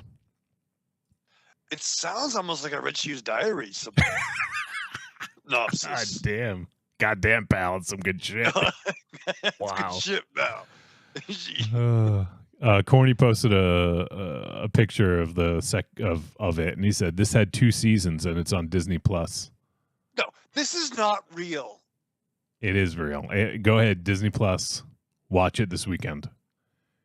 All right, I was gonna check out Mandalorian season 3, but I No, guess I'll yeah. check out Doogie Wanalea, some fucking shit. All right. Doogie the Bounty Hunter. Let's This dog guest star. you got to tune in and find out. The Rock. Maybe. The All right, Sweeps. let's quickly get through the rest of this, okay? So we get a movie to talk about. So if you guys want to support the show, there's a few ways you can do so. The best way and the way that you get something in return is Patreon. Patreon.trickortreatradio.com. We put out exclusive episodes every month only on Patreon. They will never be seen or heard anywhere else. So give that a look. You can sign up for as little as $2 a month and go up from there. And if you want to, you can get in on the highest tier and get your own Patreon takeover. We're scheduling those out now. We got one set up for March. We might do 2 in March because we didn't do one yet this year. So we'll see how it all plays out. And we had to play catch up with one from last year. So we will be doing those. So if you guys want to get in on that, I think there's only 2 more for the year left. So there's only 2. It's a limited spot. We only have 12, and I think 10 of them are taken right now. So if you guys want to jump in, there's an opportunity. You can do so. Head on over to patreon.trickortreatradio.com. You get to pick 2 movies, and you get to guest co-host on the show if you want to. If you don't want to, that's also fine. You can program the show, and we will talk about the movies that you want us to talk about. So give that a look, patreon.trickortreatradio.com. Also on trickortreatradio.com, you can scroll down on the front page, look for the Amazon logo. You click it, going to bring you to Amazon. It's going to input our affiliate link. Everything they purchase in that session gets attributed to us. It doesn't cost them any extra, Michael Ravenshadow. But this past weekend, I practiced what we preach, and we use this link. So you better believe we bought an item, myself personally, Wow. with Marion's help, to keep the lights on. I haven't looked to see what people buy recently because it hasn't been used very often, but I can see what everyone buys, so I'm almost scared to look. I probably won't. Yeah, I wouldn't look too closely. I don't want to. I don't want. No, I bought we got one of those. I have you've been on my house, you know, the glass window in my door. It sucks sometimes watching like movies in the daytime in the living room because the light comes in. So we bought one of those gimmicks that you can like magnetize, you know, a fucking thing to hang a fucking thing over it. Magnetize a thing to hang a fucking thing over it. Yeah. I literally have no fucking idea what you're talking about, and I kind of am okay with that. Like fucking like curtains. He's miming for those not watching video. Yeah. it's like the fucking like a fucking the fucking yeah, there you go. What are you doing there? One of those fucking things. An hourglass? It What do I looks like know? you're making an hourglass. I like hourglasses. Yeah, you don't like when they run out, though. Well, it's a matter of time. All right, well, the time is running out on this intro. So last thing, trickortreatradio.com, click store. You can get the greatest hits of Trick or Treat Radio, volumes 1 through 3. It's a sampler of the first few years. That's it. I'm not going to say any more. Raven Shadow, you sit down to watch a 2-hour-plus South Korean picture directed by Kim Jee-woon. What do you do to prepare for this fucking movie? I had a problem with my steering wheel, Wolfie. Steering wheel? Like you stared into a wheel? Not my like steering wheel, but like my steering wheel. Okay, well, that's steer not good. like your car. Yeah, no, I was getting air. I was getting air for my tires, you understand. And I did the gimmick where I went to go turn Everything's a fucking gimmick. the wheel so I could get my tires a little bit more flush. But when I did it, it was parked. So I turned it and it locked the wheel. You know what I'm talking about? You ever do that? You ever lock your wheel? Okay, fucking you haven't. I don't think so. I put the air in, and then instead of flipping out, I went on YouTube and I typed in fucking fucked up steering wheel. Fucking fuck up steering wheel. Yeah. Yeah. And the first thing I put on, and it was nice because you know what? Maybe I'm fucking old and I'm showing my ignorance saying that I want to be praised for using fucking YouTube to solve a problem. But there are some videos that when you turn on, it's like, oh, fucking, how do I fix my garbage disposal? And it's like, oh, yeah, we'll show you how to fix your garbage disposal. But before that, smash the link. It's like, you know what? Before I fucking smash the link, I want to see if you can help me fucking fix my sink. You know what I mean? Yeah. But if they tell you at the end, then you will have stopped the video. I ain't get the guy in time, Wolfie. But no, I was able to do it. And I knew it was an easy fix. Do you guys know why that's a problem? Do you guys know why that's a thing? Nope. Tell us. Why steering wheels will lock into position after turning it with the car shut off. It's a manufacturer thing where if someone's trying to hot wire your car. Oh, okay. Hot Wheels leading the way. That way, they should hot wire your car. They can't drive it. So what you got to do is take it with one hand, turn it in the direction that it's stuck, and then turn the key. And then And when that engine comes on, you better believe I strapped on. Greetings! We are the Retro Reductopus Cephala Podcast, a bi-weekly show that celebrates all the things that made growing up awesome. He's right. We wax philosophic about lots of geeky crap like old video games and movies, toys, cartoons. I don't know, help me out here. Music, pants, Quoting video games that don't have dialogues, shabibans, tasty news, Unnecessarily long Japanese onomatopoeia. butt breathers, uncomfortable nature facts. or how to install a Samoflange. And unlike all those other podcasts, we at Retro Redoctopus have an exciting rotating host schedule. Do we? We sure do. So, if you didn't like the guy flapping his gums this week, like me. worry not, gentle listener. Next week, we'll have a whole new host. Of problems. Hey, they might still suck, but they'll suck differently. And you know what's really cool? Retro Reductopus is part of the Inebriard Podcast Network, with new episodes out every Tentacle Tuesday. Which is like every other Tuesday. We named it. Anyways, you can listen to us at iTunes, Google Play, Spotify, Thank you Stitcher, guys for or having me on. It's a Stitcher.com. blast. You guys are awesome. Thank you so much. And, Trick or Treat Radio, man. That's where it's at. That's the new Fangoria Radio is Trick or Treat Radio. Don't say that. That's like, You really put us under. It's like swearing in church. I don't You know. just jinxed us. you put a lot on our shoulders just now. Well, we can strive for You greatness. guys are awesome. Yeah, you really just are. You say got a that again great slowly. show. You go through your week with the same old routine. What you really want is some blood and thunder in your life. Well, friend, you found it. The Cromcast is an adventurous journey through the history of two-fisted pulp stories With your host, John, Josh, and Luke. we have action. horror. An adventure, all through the lens of pulp luminary Robert E. Howard. Don't just stay in your ordinary life. Find your pulp life at thecromcast.blogspot.com. The Cromcast, The Cromcast. The Cromcast! a podcast for the barbarian at heart.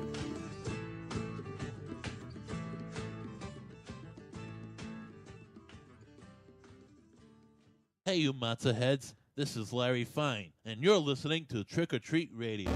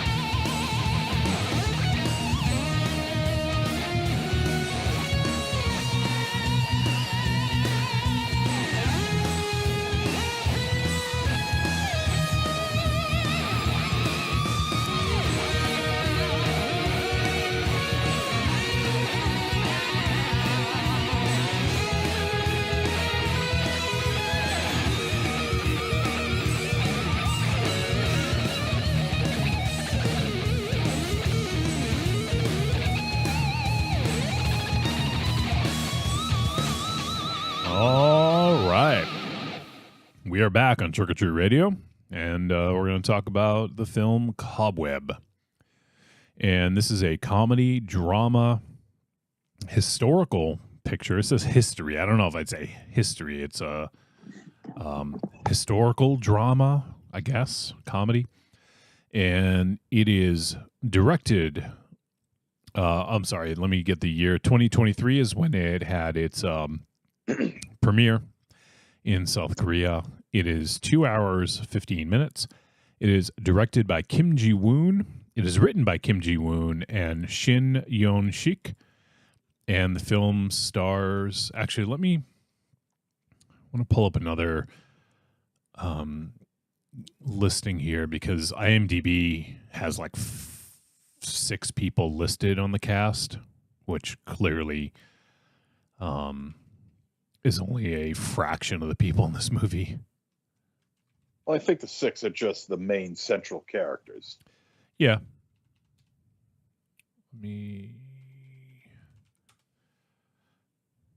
All right, so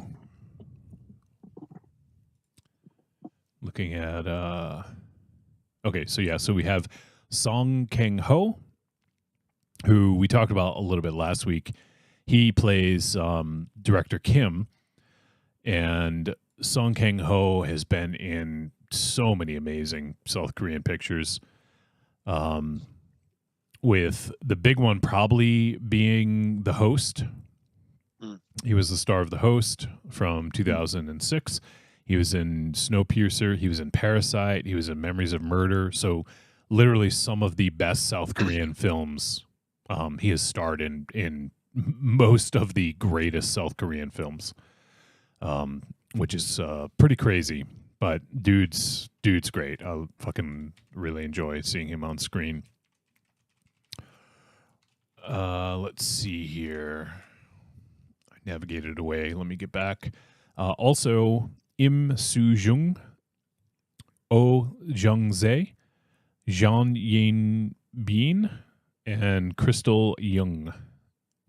Those are the main players. And as mentioned, there are a whole host of other people in this. There's a pretty big cast in this one. But we'll stick with the main players there. And as we mentioned, director Kim Jee-woon, we've already sort of talked about a lot of the films that he's worked on previously, but he is definitely probably one of the best known South Korean filmmakers. He got a start. I would say South Korean cinema originally got some hype in the States back, in the, early 2000s. And that was during this sort of like some of the horror stuff that had come out, like the Three Extremes. Kim Jee-woon did a segment on the Three Extremes 2, so on the sequel. But there was a whole host of other fairly like well-established horror films that came out around that time. Not just South Korea, but a lot of Japanese stuff as well. But yeah, so he did that. He did The Foul King, which we've done on the show. He did The Quiet Family, which we've also talked about. I still haven't seen The Quiet Family, which I really have to rectify that, but it eventually got remade as Happiness of the Katakoris. And my God, why am I drawing a blank on the director, MZ? Takashi Miike. Did you say anything, MZ? I couldn't tell if you were muted. No. Oh, okay. You just didn't say anything. Okay. No. I motioned. I'm like. Oh, okay. Gotcha. Yeah. So. And but yes, Miike. And he's also done a Bittersweet Life, The Good, the Bad, and the Weird. I Saw the Devil, which we've talked ad nauseum about, is fucking amazing. It's like one of the best South Korean films, one of the best films, period, in the last 15, 20 years. It's just incredible. And let's see what else he did. The Last Stand we talked about. That was his first first and only American film. He did that with Arnold Schwarzenegger. That was Arnold's return, I think, right? If I'm not mistaken. Yeah, kind of post Governor. Yeah. Yeah, I think that was his first film back after being the Governor. And then Age of Shadows, which is also amazing. Alang the Wolf Brigade, and interesting. Let me see what this is. Oh, okay. He did looks like he did something called Dr. Brain, which was a Apple TV Plus or not miniseries, but I guess series He did 6 episodes of that. I'll have to check that out. I don't know if I knew about that. Dr. Brain says, brilliant brain scientist Siwon suffers a horrific personal tragedy. Desperate to uncover what happened to his family, he conducts brain syncs with the dead to access their memories for clues. Sounds cool. It sounds right up his alley. And so now we have Cobweb. And this film got a pretty good amount of buzz last year at some festivals and whatnot, and it just dropped on VOD, and that's why we're checking it out, because we're big fans of Kim Jee-woon's work, and was really excited to check this out and to talk about it. So let's do that. Let's get in and sorry, let me read the synopsis. I should do that. Let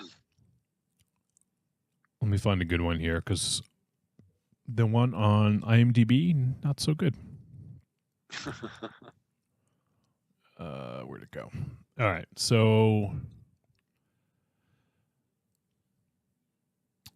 here's this is a good one. In Seoul, in the early 1970s, the film director, we'll just call him Director Kim, is obsessed with the fact that the ending of his already wrapped film Cobweb would be better if remade, if they basically reshot the ending.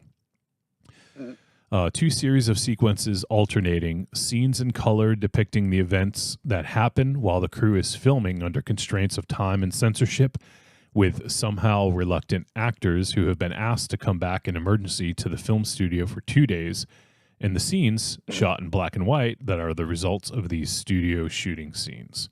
It's actually not a great fucking synopsis, but we have a meta film, a film within a film, and we have Director Kim is trying to make a masterpiece. He's having visions and dreams of the ending that he really wants, and he feels if he rewrites this and reshoots it, it will be a masterpiece. So he's kind of like the Korean George Lucas. No, not really, because this film didn't come out. Like it just wasn't. It wasn't done. I was just taking the piss at yeah, you will take your piss somewhere else, okay? Kevin Costner, Waterworld. Preferably a tub. Yeah, well, you take that piss in the tub. All right, because Kevin I'm Costner. housebroken, Wolfie. Believe it or not. Oh, shit. All right, checking the chats. Nothing in the chats. All right, let's dive in. So let's do first impressions. All right, so I'll jump in. This is not my favorite Kim Jee-woon film. I'll just say that right off top. I don't think it's unfair to say. It's there's something incredibly interesting and gripping about this film, though, and it works on a few levels. There is the vision of the artist and wanting to see it through, and people believing in his vision, not believing in his vision, and some of the people that believe in his vision, are they misguided? Maybe, maybe not. Like, you know, that's one of the things I want to dive into a little bit when we get into the discussion of it. But so he wants to reshoot it, and he has to convince the studio to allow this to happen, because they're like, yeah, no, this isn't going to happen. But the studio head goes to Japan, so he kind of finds a way to make it work. And then what we see the 2-day shoot, you know, unfold over the course of the movie. I thought the black and white scenes were fucking awesome. I loved the movie. The movie was fucking awesome. And it reminded me, I don't want to say it was just like this, but you know what it kind of reminded me of a little bit, MZ, was a movie, like, let's say a movie like Hausu or something like that. You know, like, it wasn't quite as like batshit crazy and weird, but you could tell he was trying to do something different with it. And, you know, obviously being, 1970s in South Korea, you know, we had the technology of the time, and he wanted to do this one take scene. So there's some really awesome stuff going on here. And I think I liked a lot of the actual movie of them shooting the movie, I should say. There were some really interesting things going on there, but I feel like it almost got a little fractured because I don't, and this isn't to put it like, this isn't like to a bad critique, but I feel like it was hard to sort of get your bearings with either one.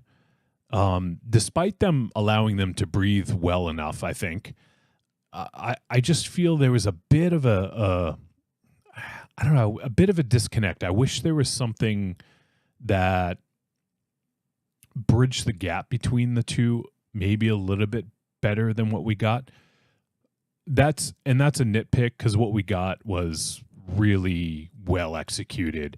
I loved seeing the behind the scenes stuff. I love seeing like all this crazy shit unfold as like the fucking was it like the film commission or something like that shows up, and all the wacky fucking hijinks that ensue there about them not being able to make the film because they're changing the ending to something that like the film commission would be against. But then they use this whole thing of like, oh, well, it's against communism, and like they relate it to communism, and then they actually kind of start to get on board. So it's really funny to see how this all unfolds. And it's interesting because the only one with the vision is director Kim. Like, he's the only one that knows what he wants to do with this. And some people think they understand, but they don't necessarily understand. And at the end, I mean, I don't want to talk about the end quite yet, but at the end, I thought it was a really interesting ending. It was a little, I didn't anticipate that end, but I liked where it went. Yeah, we'll talk a little bit more about that later, I guess. But overall, I mean, this is Kim Jee-woon once again fucking nails it. It's a masterwork in direction and in filmmaking. And there was a lot going on here. And while I don't think everything was successful, I think a lot of it was well executed for how much fucking craziness was going on in this.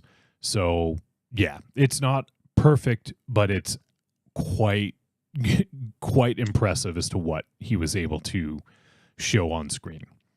So I'll kind of wrap up my impression there. MZ, you want to jump in? Yeah.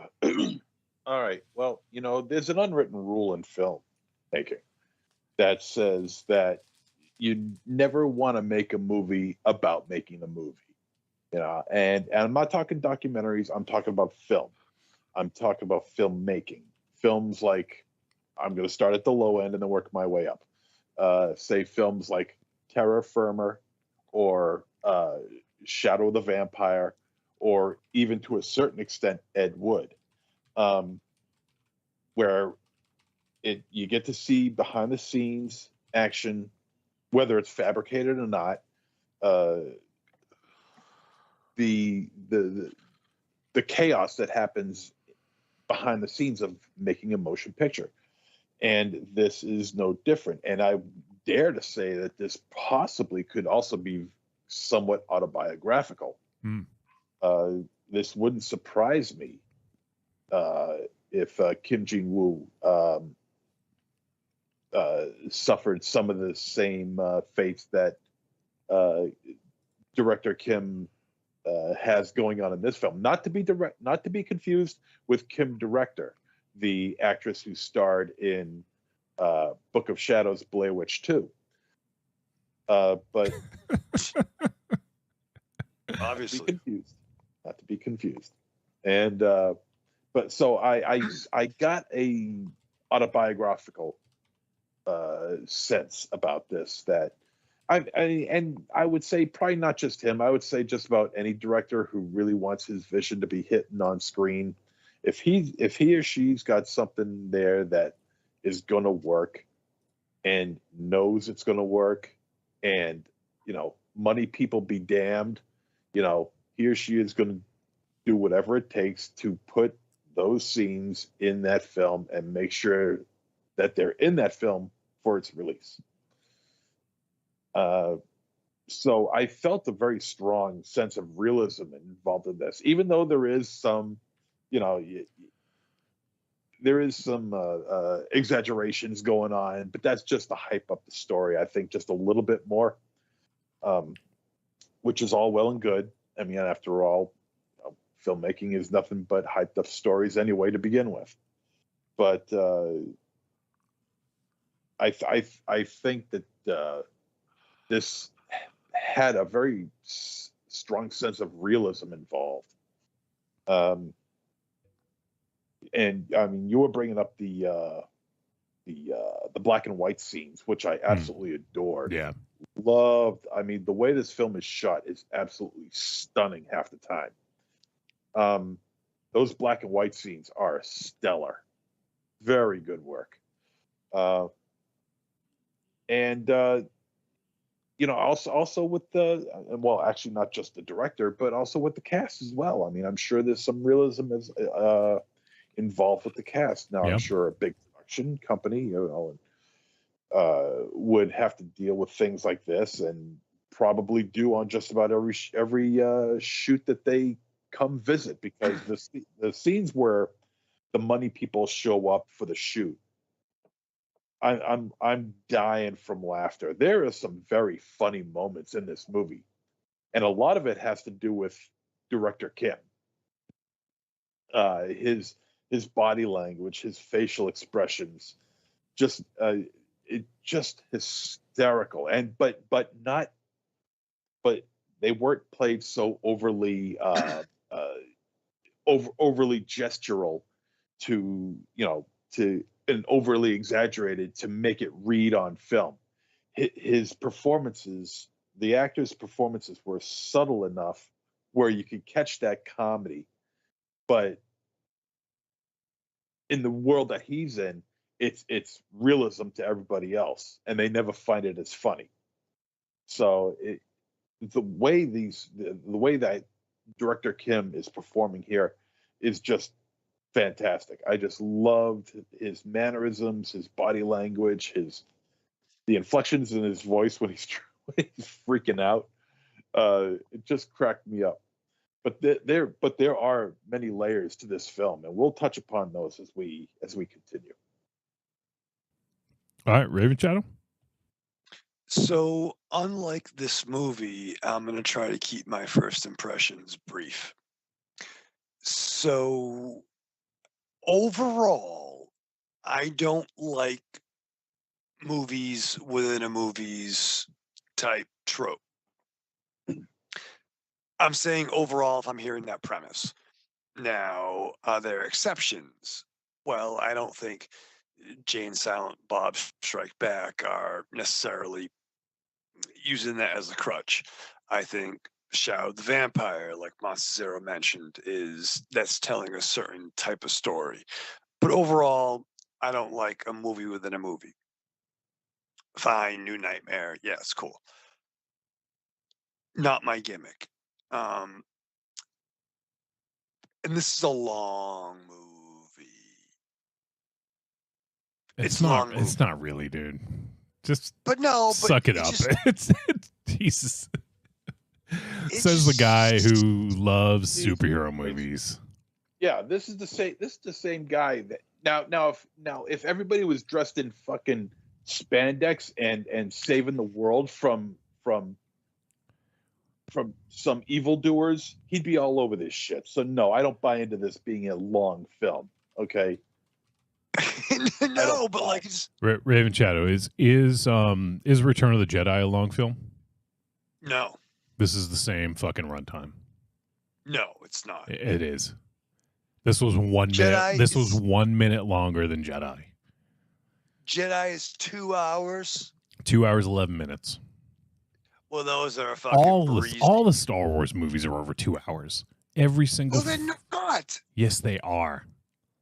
The first one. Don't fuck with me, Raven Shadow.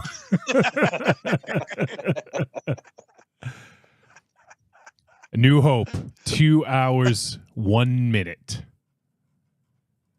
Oh, okay. Empire, I want to say was, I'm guessing here, I'm looking it up, but I think it was 2 hours, 9 minutes.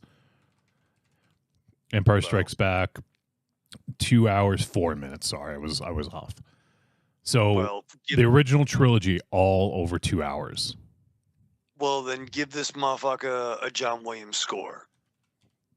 Phantom Menace, 2 hours, 16 minutes. It was longer. Well, that felt like fucking 3 weeks. Yeah, that felt forever. What do you think Attack of the Clones? I feel we waited in line longer than the fucking movie. The movie was long and it was so bad. Attack of the Clones, 2 hours, 22 minutes. I like Heat. I like Casino. I like. You're naming all fucking long movies. Those are good. They're good. Yeah, but you're not helping your argument here. Revenge of the Sith, 2 hours, 20 minutes. Well, it's Revenge of the Sith is a piece of shit. No, it's not. That's the best. Bad. That's the best of the prequels. Well, that's like Monster. I'm gonna quote Monster Zero. That's like taking the shit you took today is better than the shit you took yesterday. Those movies are better than you think. Force Awakens, 2 hours, 18 minutes. Jesus. Yeah, is that the same as Episode 4?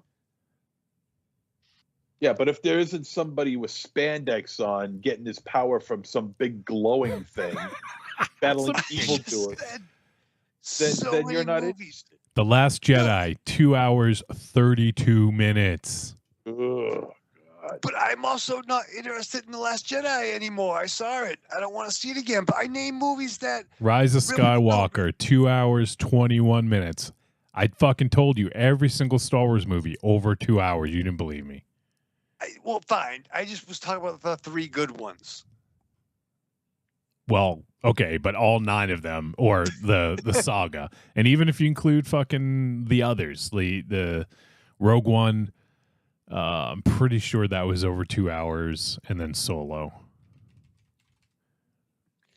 They could have cut a couple of fucking things here and there too. All I'm saying is that movies within movies aren't necessarily my gimmick. And I think we can all agree upon that. I think we can all agree that movies aren't your gimmick. Yeah. You complain every time we watch a movie, and if it's not 80 minutes long, you start complaining. Yeah. I like coloring books.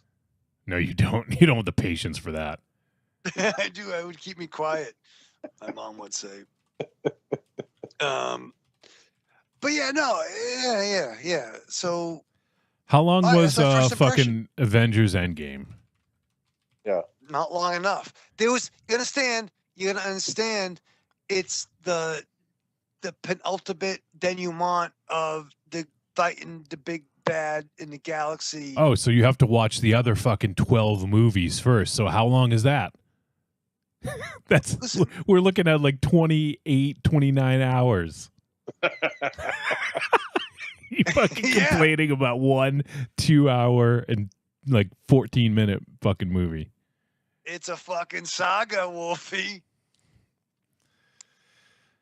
Look, it's pretty simple. If it doesn't have Italians or superheroes in it, he's not interested. Or Italian superheroes. Or Italian superheroes. Goldface. Hey, Superman. Goldface, Hey, the Amazing Superman or something, whatever that was. The Italian there was the only Italian superhero I know that we created was Captain Amerigo Vespucci. Yep. Because he was an explorer that was stuck in time. Yeah, it's a whole fucking thing. Well, right now, your first impression is lasting longer than the movie. So can you... Well, what can I tell you? I said I don't like fucking this thing. I don't like the other thing, and I'm getting yelled at and called a motherfucker because of it. Pretty much, yeah. So you don't like the fucking runtime? Did you like anything in the fucking movie? Well, it's a first impression. All I saw was fucking. I don't All, like this all fucking he trope. saw was red. He just saw fucking red for 2 hours and 15 And then I pressed pause, and I'm like, motherfucker, 2 And hours. he almost spit out his fucking drink. Yeah. God damn it. Blew it all over the fucking Three Stooges TV he watches. You know, I'm so glad that I got the option to mute you when I have the opportunity.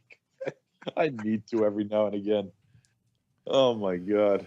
I told you the impression, and it wasn't fucking good enough. Okay, all right. Well, let's Typically, the impression talks about the fucking movie, though. Not the runtime and what color you saw crossing your fucking eyes when you watched it. Yeah, the black and white and the color and the problems. All right. Production. It reminded me of this is what happened with the Snyder Cut. What happened with the Snyder Cut? They brought everybody back to film some shit. All right.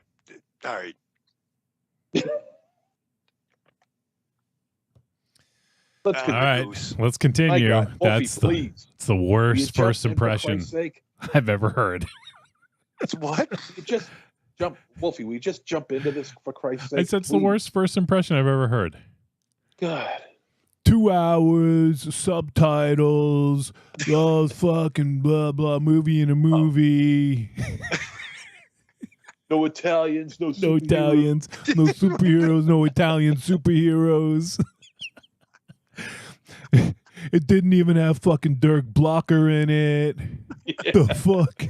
Get the fuck out of here. Frank Grillo. That's not my gimmick. No Frank Grillo. Oh. All right, Captain Amerigo Vespucci. All right, MZ, you and I, let's have an intelligent conversation about this movie. Yeah. All right, let's talk about this. Jesus.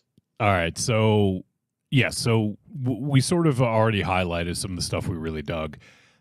I want to see this fucking movie. I want to see the movie in the movie. Some of that shit was so good. The fucking one take, like that shit was fucking awesome. That was awesome, but was it really one take? I mean, it wasn't though. Well, I mean, but see, here's what I'm saying is that scene was awesome. The scene of them shooting it in one take. Yeah. The scene was great. It kind of lies to you though a little. Yeah. In terms of the fact that what you see is, I mean, it was supposed to be one solid take. It never does become one take. Right. We're kind of spoiling a little bit, but not really spoiling because I mean this isn't really a spoiler, but the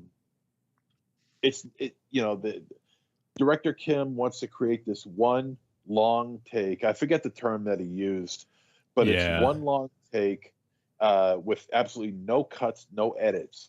Meanwhile, when we see what he has done, there are cuts, there are edits, there is actually even second unit director work involved in there because you see a bunch of close-ups on some things. So it doesn't exactly live up to the hype that director Kim wanted. I know we jumped all the way to the end. I don't know, perhaps we shouldn't have. Perhaps we should have waited on that. But still, the point is that the director has this vision of creating this new ending for his film that he claims will be his absolute masterpiece. And those who have read his script and read the updates agree with him. They think this is going to be the greatest thing he's ever done since his debut film. Some people. The actors don't seem to really buy in. Right. Who was it? It was the daughter of the studio head. The studio head, right. Yeah. She was all over it. Yeah. And the actresses, they weren't really feeling it, and they had to do it in 2 days. And, there's conflict in scheduling because they're these people that have other commitments to other studios with other directors, and they're like being coerced into staying and fulfilling this director's, idea. Again, I like to go back to the idea of reality in this. I think that a lot of things in here, however mildly embellished, there is a sense of reality involved. I mean, making a movie is not the easiest thing in the world, and you're going to be stepping on toes, and people are going to get pissed. Relationships and emotions are going to get frayed. It's going to happen. It always does. Even to the closest friends that you end up working with, or the people that you relate to the most, you're going to, you try to weather the storm and try to get through it and hope for the best with a good picture. And you get to see that in this movie.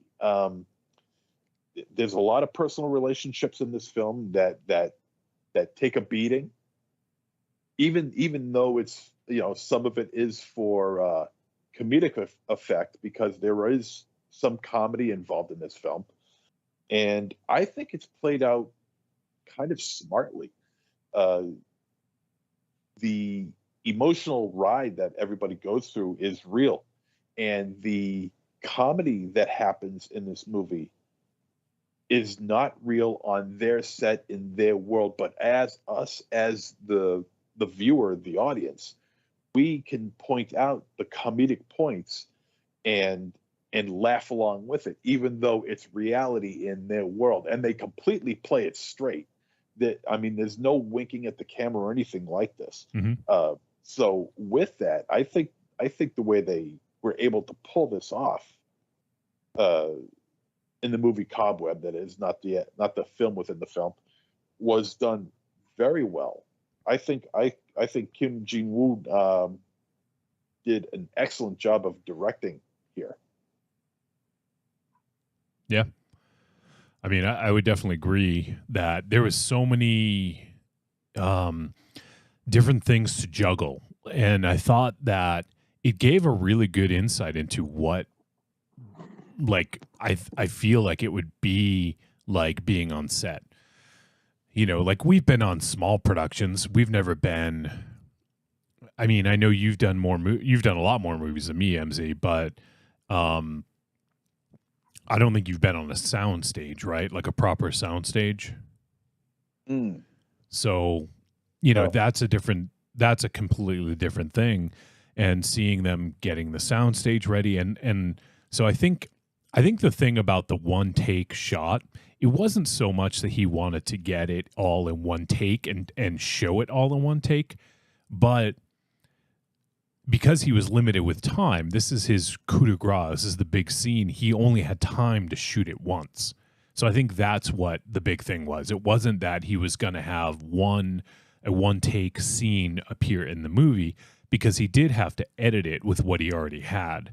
So I think it was more or less trying to get it all at once so they didn't have to reset everything and, rebuild the set after burning it and all that. So I think that was more sort of the idea. One other thing about it is, let's see, the sort of like, I guess it's kind of slapsticky in a way, but a lot of the ridiculousness comes from the censors. He needs to get the censors' approval, and he doesn't get it approved, but decides to go ahead with it anyways, which, and they're like kind of trying to shut it down, and he just keeps like pushing forward. So like wacky hijinks ensues. Like there's the one scene where, what was Mido, I think. Mido, yeah. Where she gets the first guy that shows up, she gets him drunk, and he passes out, which is really funny. There's that scene. There's And then later on, I think one of my favorite scenes is when he's like the head of the censorship board, he shows up and he's on set later. This is kind of towards the end, but he shows up and he's on set. I love when he was watching them film it, and he's just like, he's watching Mido trying to step in for the other actress. Let me see, what's her name? Yurim. She's trying to step in for Yurim, and she's just doing so fucking bad. And like, the thing is, director Kim really was like all about it. He was like, yes, you can do this. He saw something in her. But then when she got on stage to do it, it was fucking terrible.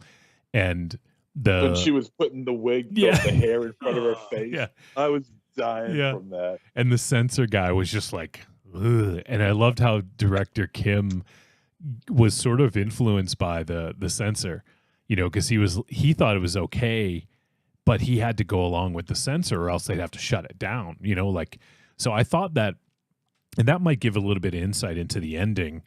I feel like it got, in a way, he was doing what he wanted to, but even his masterpiece, his ideas got taken away from him to a point, because towards the end, I think the thing is, he got a great performance from Yurim when she finally came out to shoot that scene. Everyone was like going nuts. But I feel like director Kim thought the other performance was better, the Mido's performance. So it was really funny because like everyone loved what they saw, especially the censor guy. But it's almost like the film kind of like, so let me back up a step here. So when people have an idea and it gets some steam behind it, and I'm just talking in general, I'm not talking about this movie, and there gets some momentum behind it, sometimes that idea is no longer yours, right? Like, because you put an idea out there, it becomes something else that you didn't necessarily intend, or and I'm talking about, like, let's talk about the reboots that we've been talking about. Like, let's say Toby Hooper, who created Texas Chainsaw Massacre, let's say, maybe he didn't see some of the stuff that came after it, right? So that idea is no longer his. He no longer owns it. And technically the studio does. I mean, it's a different thing entirely. I'm mostly talking about the idea, like the concept of an idea taking on a life of its own after it's out there. A lot of artists will say once they release something, it's no longer theirs. It's out there in the open, and now the people own it, right? And that's fair, Wolfie. That could be said about a song. It could be said about a character. Yep. Whether it be like the character of Deadpool as created by Rob Liefeld and Fabian Nicieza, yep, is not necessarily the same character who's in the movies today. The same thing for Harley Quinn and Paul Dini. Same thing for the Constitution in some regards. But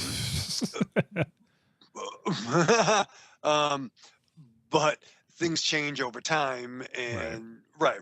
Like, it becomes the idea of other people. And on one hand, is that keep the idea going and becoming something of legend, or do you see it as the artist is losing their creation? Yeah. And I feel like we almost got a little bit of that here because director Kim, it's funny, he finally got to be able to do this and make his masterpiece. But I feel like even when it was happening, I feel like he wasn't completely in love with what was happening, and I think that kind of alludes to it towards the end, right? Or the end, I should say. But I feel like he almost preferred Mido's performance to Yurim, even though, clearly one performance was head and shoulders better than the other, right? But I feel like whatever he saw, it almost like it got taken away from him because this is the only way he was going to get to do it, was he finally is going to get his vision but it comes at a cost, right? Because you're still relying on other people. And I feel like that's almost sort of like a really interesting idea of, can you ever truly do things the way you want to when you have to rely on other people to buy into your idea? But isn't that one of the reasons why, like, Carando cast himself as the lead in one of his early pictures? Like, because he knew he'd show up. Right. And yeah, I mean, but he can't play all the characters, right?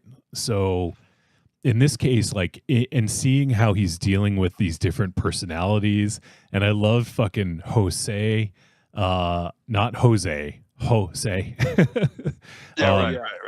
He was the one who thought that he had an affair with Urim, and like that whole thing was fucking hilarious, and like just he was excellent. Yeah, no, he was great. He was excellent. That whole thing was just ridiculous. In the way that he reacted to Urim, like everything that happened with her. So that's one of the things you just never really know. You hire actors to buy into your vision, but they have their own ideas and their own relationships and their own thing going on, and they may not necessarily be able to buy into what you're selling. Even if they do initially, that might change, right? Right. And the assistant, the studio daughter or whatever, Mido, loved his, she got on board with a masterpiece, but like I said, he had to play ball. Right. Even when you're an outlaw production, you still got to play ball with the studio. Yeah, exactly. So that's the thing, is I feel like he had this vision. He had this idea of what he wanted to do for the reshoots. And for the most part, he was able to do that, but it wasn't exactly the way that he wanted to all the time. Like he mostly got it done, I think, but there were still some times when you could tell he just wasn't really happy about the way things were going. He was really into that one take scene though. Like I thought that was so fucking awesome, with him giving the direction and following the camera, and like that whole scene, the coordination for that scene was so good. Yeah. But was that kind of like Chekhov's one take that we never fully got though? Well, I was expecting that talked. To culminate. Okay, so you might have stepped away when we talked about that, but I think the idea behind that is he was doing it in one take for time's sake. He wasn't doing a gimmick, your favorite word, and putting it out there saying this ending was shot in one take. The whole ending is done in one take. He did it in one take because it required them to set the fucking set on fire. So he had to do it in one take. Yeah, that's where I got confused, and it makes more sense that way. Yeah, because when you see the final product, you can see there's editing. Oh, you see there's second unit involved and things like that. So yeah, I think Wolfie's right. I read it the wrong way, but I think the way the way you're describing it makes a little bit more sense. I think it was also Director Kim's that he never really had complete control.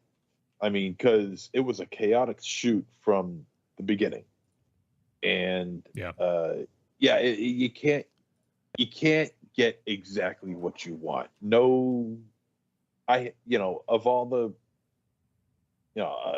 documentaries and retrospects that I have watched, I have yet to see a director say, I have gotten everything I ever wanted on film and in the film and released to the people. I have yet to see a single director say he's gotten that 100%. I don't think any director will ever get that. If they do, all the more power to them. But like you said,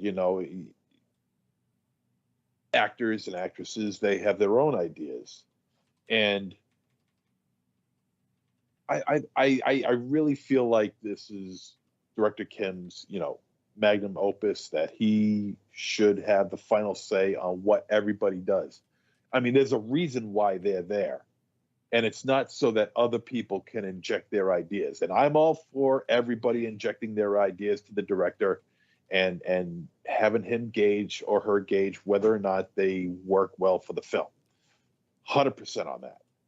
In this case, it's a little different. He has an idea in mind, a specific idea in mind, and he's calling everyone in to do this illegal shoot.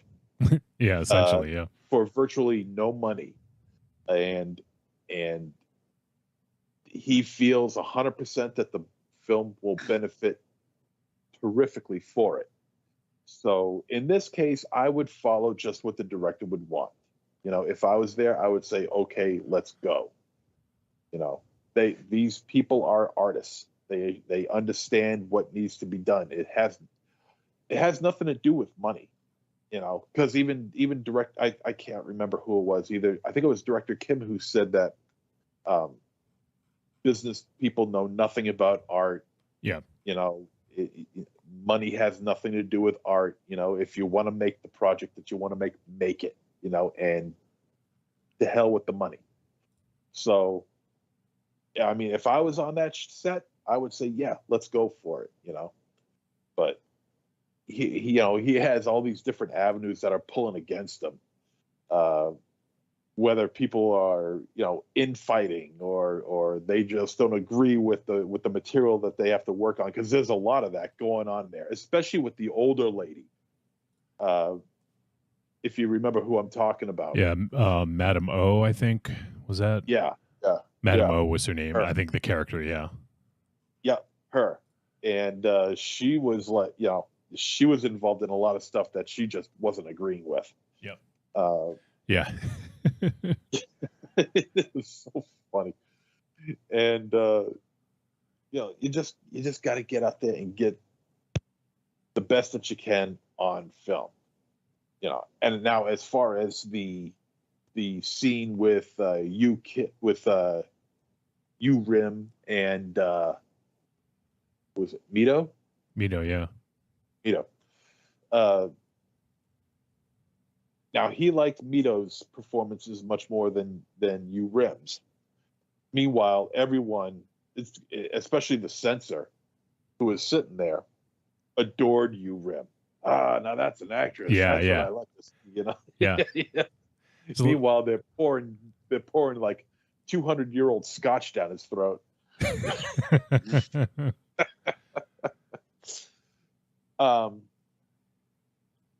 I think what it was just a case of, as far as Director Kim is concerned, just getting the shot done and keep going. If he thought it was good enough, just keep going. But it was everybody else that was interjecting and saying, no, you got to bring in Rim back. So we can, have the real actress in there. Right. Because everyone notices that, it's not the same actress from before. And they talk about stunt doubles and things like that. And there's Mito covering her face with the hair on the wig and everything like that, looking like Cousin It to the point. Oh, so funny. But, I mean, Kim is like freaking out, he's holding it together though. He's doing a damn good job of holding it together considering all the pressure that is on him. Yeah, it's a crazy movie to talk about because there's so many aspects to it. But like even just production value, there's some like really, really cool stuff being done in here. Like I just loved, they had to essentially build two sets, right? Like there's the set for the film that they're making, and then there's the film that we're watching. And I thought that was also really, really interesting. And just randomly in my head, you guys were talking about films within films. I just thought of another one, and that's Barbarian Sound Studio. Yeah. And that one There you go. actually, that movie that they were making in that movie looked fucking awesome. Like I really want to see that movie too, you know? Well, it did have the goblin. Yeah, yes.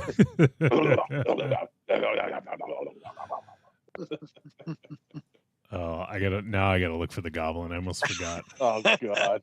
All right, I got it. Here it is. Was he masturbates?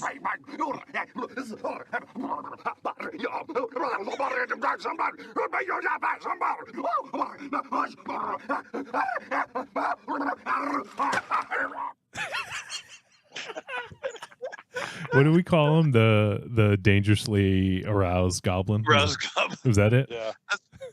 Actually, he sounds like Wolfenstein when he's trying to calm down Raven Shadow. Yeah, it was the dangerously aroused goblin was in the library with the fucking candlestick. Yeah. But that's so that just randomly popped in my head when I was thinking about it. But yeah, this there's just so many cool things. One thing that and it wasn't a standout scene, but one of the scenes that really stood out to me was when they were showing the what is it, like the sewing factory or whatever. I don't know why, but that really stood out to me because the way it was shot, like you see this like long, almost hallway, like a sweatshop kind of look to it. And then just seeing everyone doing their thing. And then they had to have everyone in costume and all that. And seeing how they wrangled that whole scene was really interesting. And that's just one kind of minor little scene in the grand scheme of things. But I thought the way they did that was really cool. And just seeing like all the different scenes take place. I loved actually I think it was a dream or a vision that director Kim had at the beginning when he's thinking about the film before he starts writing down his like masterpiece. And and then they're showing them do that scene where she breaks the glass and he's like, no, get a knife. And then he gets the knife. She gets the knife, and then they reset the glass and do that whole thing. Like even just that, I thought was really pretty awesome to see. But to see that cut in with the one take footage that they shot later with the fire was really awesome. And there's just some. I think it's very autobiographical, but also like I think that's. I mean, director's cuts are a thing, right? Like they're a big thing. And especially nowadays with fucking Snyder cuts and all that bullshit, like, so there's a desire to see the director's true vision, right? Like people, it's almost commodified now. It's almost to the point where it's not for art, it's for money, And that's what's kind of like weird about this whole thing. Because initially when director's cuts were a thing, it's because the director had the final edit taken away from them and the film that came out wasn't what they wanted. So they fought and clawed to get a director's cut and were able to do that.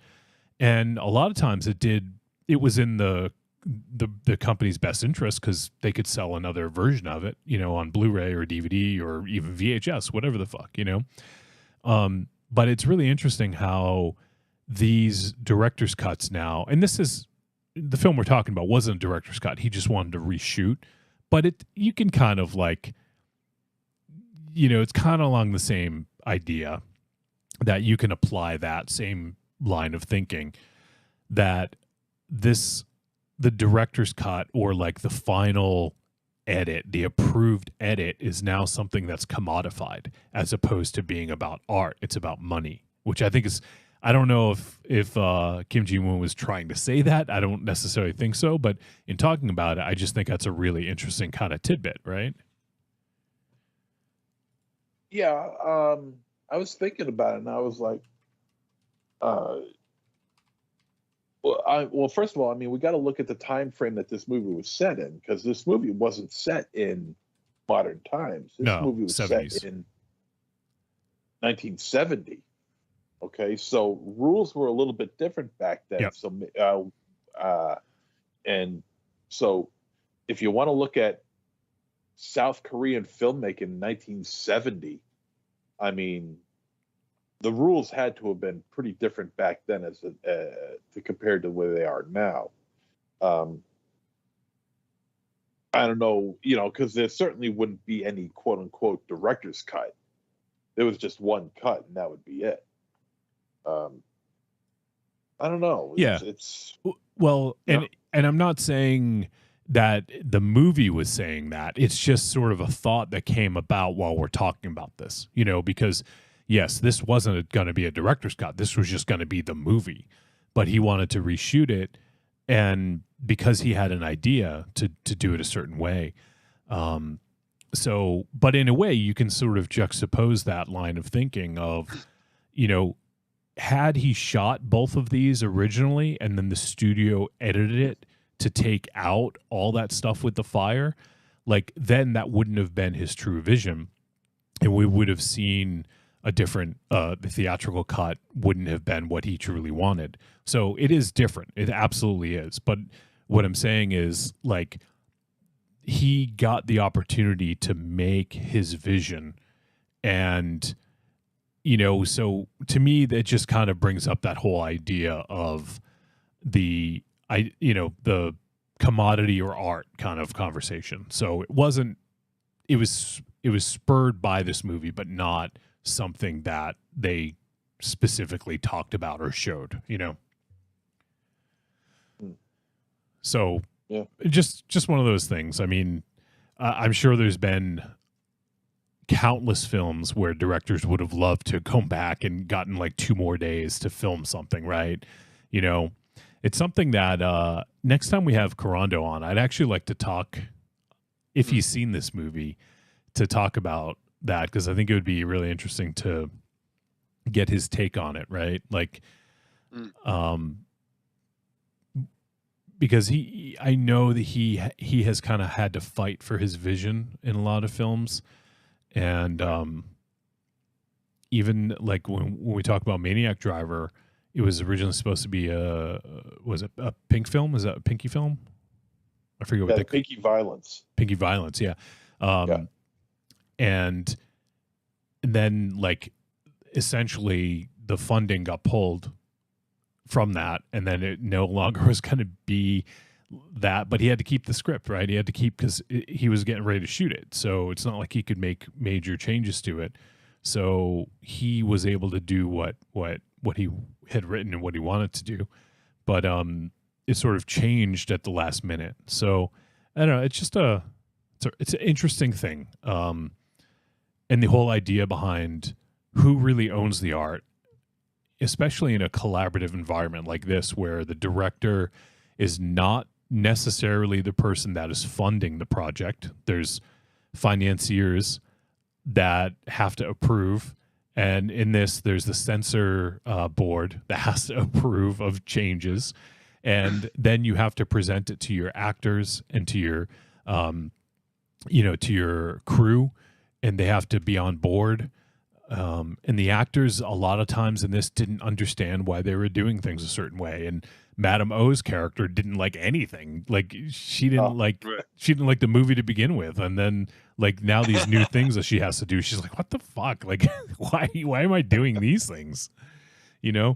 So it's interesting to just think about the vision, the person who has the vision, and how they need to get all these other people on board, because filmmaking isn't necessarily a collaborative sort of endeavor. I mean, it is in a sense where everyone contributes, but the idea is not necessarily collaborative, like if, just to use, for instance, Raven Shadow, let's go back a few years, you, me, Dr. Joey Tron, we used to have meetings every week, right? Was it weekly or? Right. And we used to get together. It's basically like a writer's room, I guess, if you will. And we were working on a comic book that, unfortunately never got released. It never became the big hit we had envisioned. But we would have like a writer's room, and the three of us would get together. We'd talk about these ideas. We'd work on stuff over the course of the week. We'd do homework and write some things. And then when we get together, we talk about it and think about where we want to take it, right? So that was very collaborative. And yes, if you had an idea that you felt strongly about, you're going to say, oh, I really think we should do this. But ultimately, it's like everyone contributes and everyone kind of approves the direction, right? Is that fair to say? Right. 100%, 100%. And it's like, you know, if it came to a die on a hill thing, that's one thing, but I don't think it ever did. It just was the best idea kind of wins. Yeah. So, you know, but in filmmaking, and especially in this, we have director Kim, who he thinks this is a masterpiece. He thinks that if he is able to end it the way that he wants to, it will be a masterpiece. And so, yes, he needs buy-in from people, but he is not collaborating. He is dictating this is how it's going to be. You know? So it's a very different thing. And to try to get everyone to buy into your vision, I imagine is very difficult, especially when you're changing it and you're bringing people back to film for what they think is one day, but they're really doing 2 days and they're reshooting all these scenes. I imagine that's a very tough sell. Right. And getting the vast, you know, getting the wardrobe, getting the people, like that was one thing. Like you think, okay, you can bring in a couple actors for some scenes, but they brought in everybody. And like even those scenes of the different actresses vying for the role, like they're in a room with 40 people. Yep. Now act. Like, you know what I mean? Like impress somebody. That's, you know, you're auditioning. You're like, how many of those fucking people even know the actual story? Right. You know, but they gotta get, you know, engulfed in your performance. Yeah. You know. Yeah. It's there's something I really like, just the idea of the sort of the journey of creation, right? And thinking about the journey that director Kim went on in this, and thinking about where he started, where he ended up, and everything in between, I think is just a really fun journey. And in the end, was he happy with the outcome? It's hard to really say. When you watch the film, because I mean, through its various endings, because there are like 3 or 4 different times where this movie could have ended and it doesn't. Right. But there's this one scene which they finally reveal what he filmed, and you know, while he is being adulated, he's got a look on his face, you know, that you don't know what he's thinking. You have zero clue whether or not he's happy with what he did, or he's upset with what he did, relieved. I mean, he has a face on him that you cannot read at all about how he feels about the final product that he created. Mm-hmm. And I think that opens up so many doors, and I think it's the perfect way to end this movie is with him without any kind of expression. Yeah, I agree, because it's you don't know. It's like, what, you know, because he thought it was going to be a masterpiece, so maybe it lived up to his expectations, so therefore he didn't have a demonstrative you know, like reaction, because that's what he saw, you know. Or maybe it wasn't at all what he thought. And you know, that's why it is such a great ending, because it's not clear, and you can think like, oh well, yeah, I mean, he must have loved it and he just knew what it was going to be, so he didn't react, or he didn't like it. But I think ultimately what matters is the crowd reaction. I won't say I guess we don't have to say what that was, but the crowd reaction really sort of told the story, right? So even if it wasn't what he wanted, how the crowd reacted maybe was what he would have liked to have seen, So I find that whole thing really interesting. And just, I want to talk about the wacky hijinks for a bit. Like when they do the scene with the fucking fire, like that whole thing is just insanity when we find out like what's going on the second floor. Oh, shit. Yeah. Like that whole thing, that fucking Hunter character was, that whole thing was fucking hilarious. He's like, you've never been a soldier. You want to be a fucking war hero. He's like, that whole thing was ridiculous. I also loved Jose when he's talking about like playing the organ, and he's like, I don't know how to play an organ. He's like, well, pretend like you've done it 1,000 times. Yeah.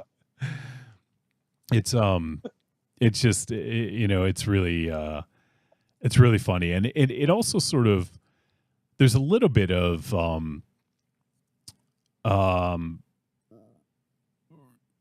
sort of art, what's the, I'm drawing a blank on the saying, art imitates life. Imitates life. So I mean there is a little bit of that, right, with Jose and the other character of Urim. Yeah. I thought that whole thing was really funny. But there's a lot of funny stuff in this, and it gets uncomfortable at times too because of these situations and the time, like how crunched for time they are makes it to the point where it adds a sense of tension that you wouldn't expect from a movie like this, Yeah. I feel like there's other things like I'm trying to think of some of the other funny stuff in this. That scene, one scene I really liked actually, when Director Kim is in the beginning when he was at the restaurant and those three, were they critics, I think, come in and they're talking to him and like, it's almost like, I feel like that's almost like, I know it's in the 70s, but it almost feels like internet culture of like people just saying shit without really thinking about how it'll affect you. Oh, you've never done anything as good as your first picture. You never will again, or whatever they're saying, I feel like that was very kind of telling as well. Like, I wonder, once again, if that was a little autobiographical with maybe Kim Jee-woon has heard stuff like that. Oh, well, you're never going to be as good as this other movie you did, Right. Maybe I Saw the Devil or something. I know it wasn't his first movie, but, I'm sure he's heard stuff like that, What else? Anything else you guys want to talk about with this? Not really. Well, I know you don't. I'm mostly asking MZ. What are you going to do? It was 2 hours and 14 minutes. What are you going to do? It was a movie. It had subtitles. It was black and white a little bit. What are you going to do? Right? Let's see. I don't know. There's really not much left to talk about without, giving too many heavy spoilers. I think we're good. We've been talking about it for about what now? About an hour. A little more than an hour. More an hour, yeah. An hour and some change. Now, so, yeah. Why don't we just talk about it for 2 hours and 20 minutes so it can be longer than the movie? Yeah. What do you say, Baby Shadow? I think Wolfie loves this movie. Maybe. We'll find out. Find out soon enough. Yeah. Month Zero's on his fourth cat. His fourth cat. Like he's going through them during the fucking show. Yeah. They're all coming in. Here's Mr. Wiggles. All right. Well, April's in the let's house. well, let's do the Oh shit! I like his white mustache. yeah. Which one's that, MZ? Do you even That's know? Boo. It's Boo. That's Boo. Oh, okay. Boo. Yeah. Do you remember all your cats' names at Do you this even point? know? Yes, I do. Okay. All right. Let's go to the verdict. Trick or treat, baby. I wonder if people would say you're a trick or a treat. Trick or treat, motherfucker. All right. It is verdict time. We're going to let you know whether Cobweb was a trick or a treat and any final thoughts we may have, starting with MZ. Yeah, I enjoyed this one. I enjoyed it for its realism, even though there is some embellishing going on just to make a better story. I do feel that there's a certain sense of realism involved here that while on their set may seem to come across as, as serious business, we, the audience, catch the subtleties of comedy and those subtleties make this movie just even that much more funny. I think the performances are great. I think everyone here is very, very good. Just the whole idea behind the film within a film, and then have it played out as much as it is in this film. Probably more so than, I would definitely say more so than Shadow of the Vampire or Barbarian Sound Studio or Ed Wood. Maybe not as much as Terror Firmer. I don't know. that movie's absolute chaos. Yeah. But funny nonetheless. It gives you a real sense of what a filmmaker who believes in his vision will go through to achieve that vision. And money people be damned, even artists be damned. Actors, actresses. Look, you're here to make a movie. Make the movie, okay? I guarantee you this is going to work. Trust your director. That's really the one takeaway that I get from this more than anything is trust your director. If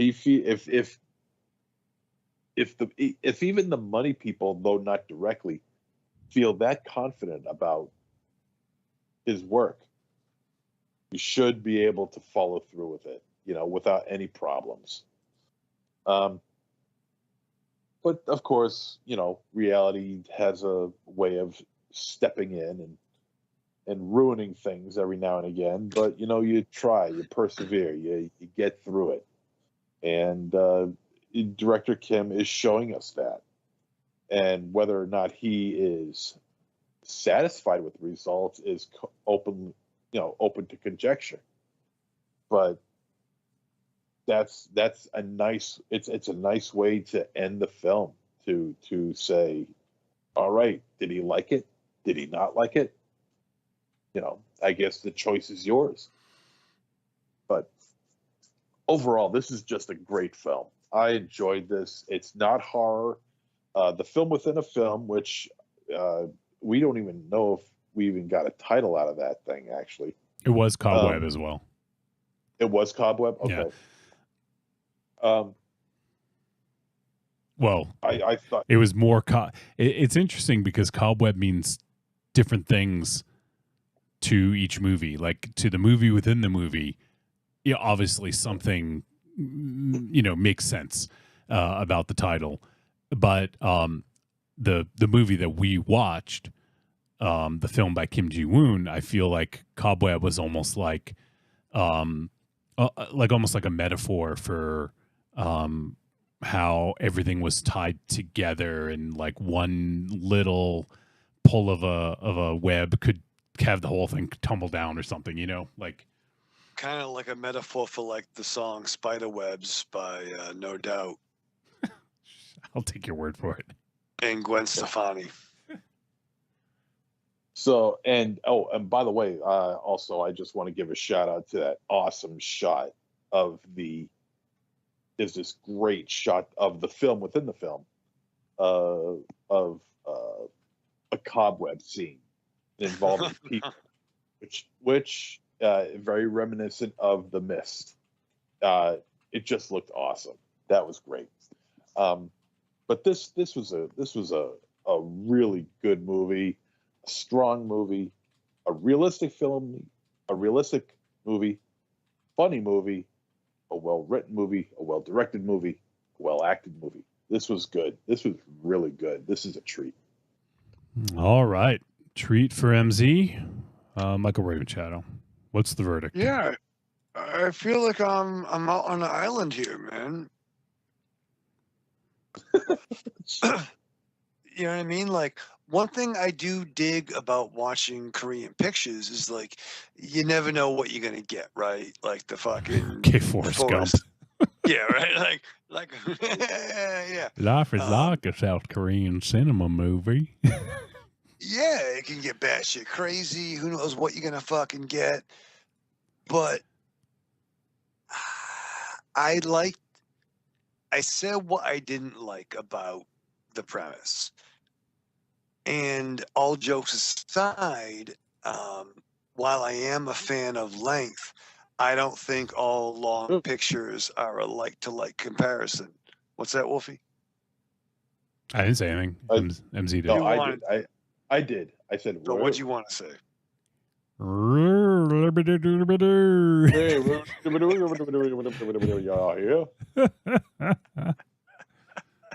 Is that what that sounds like? But like, yeah, like.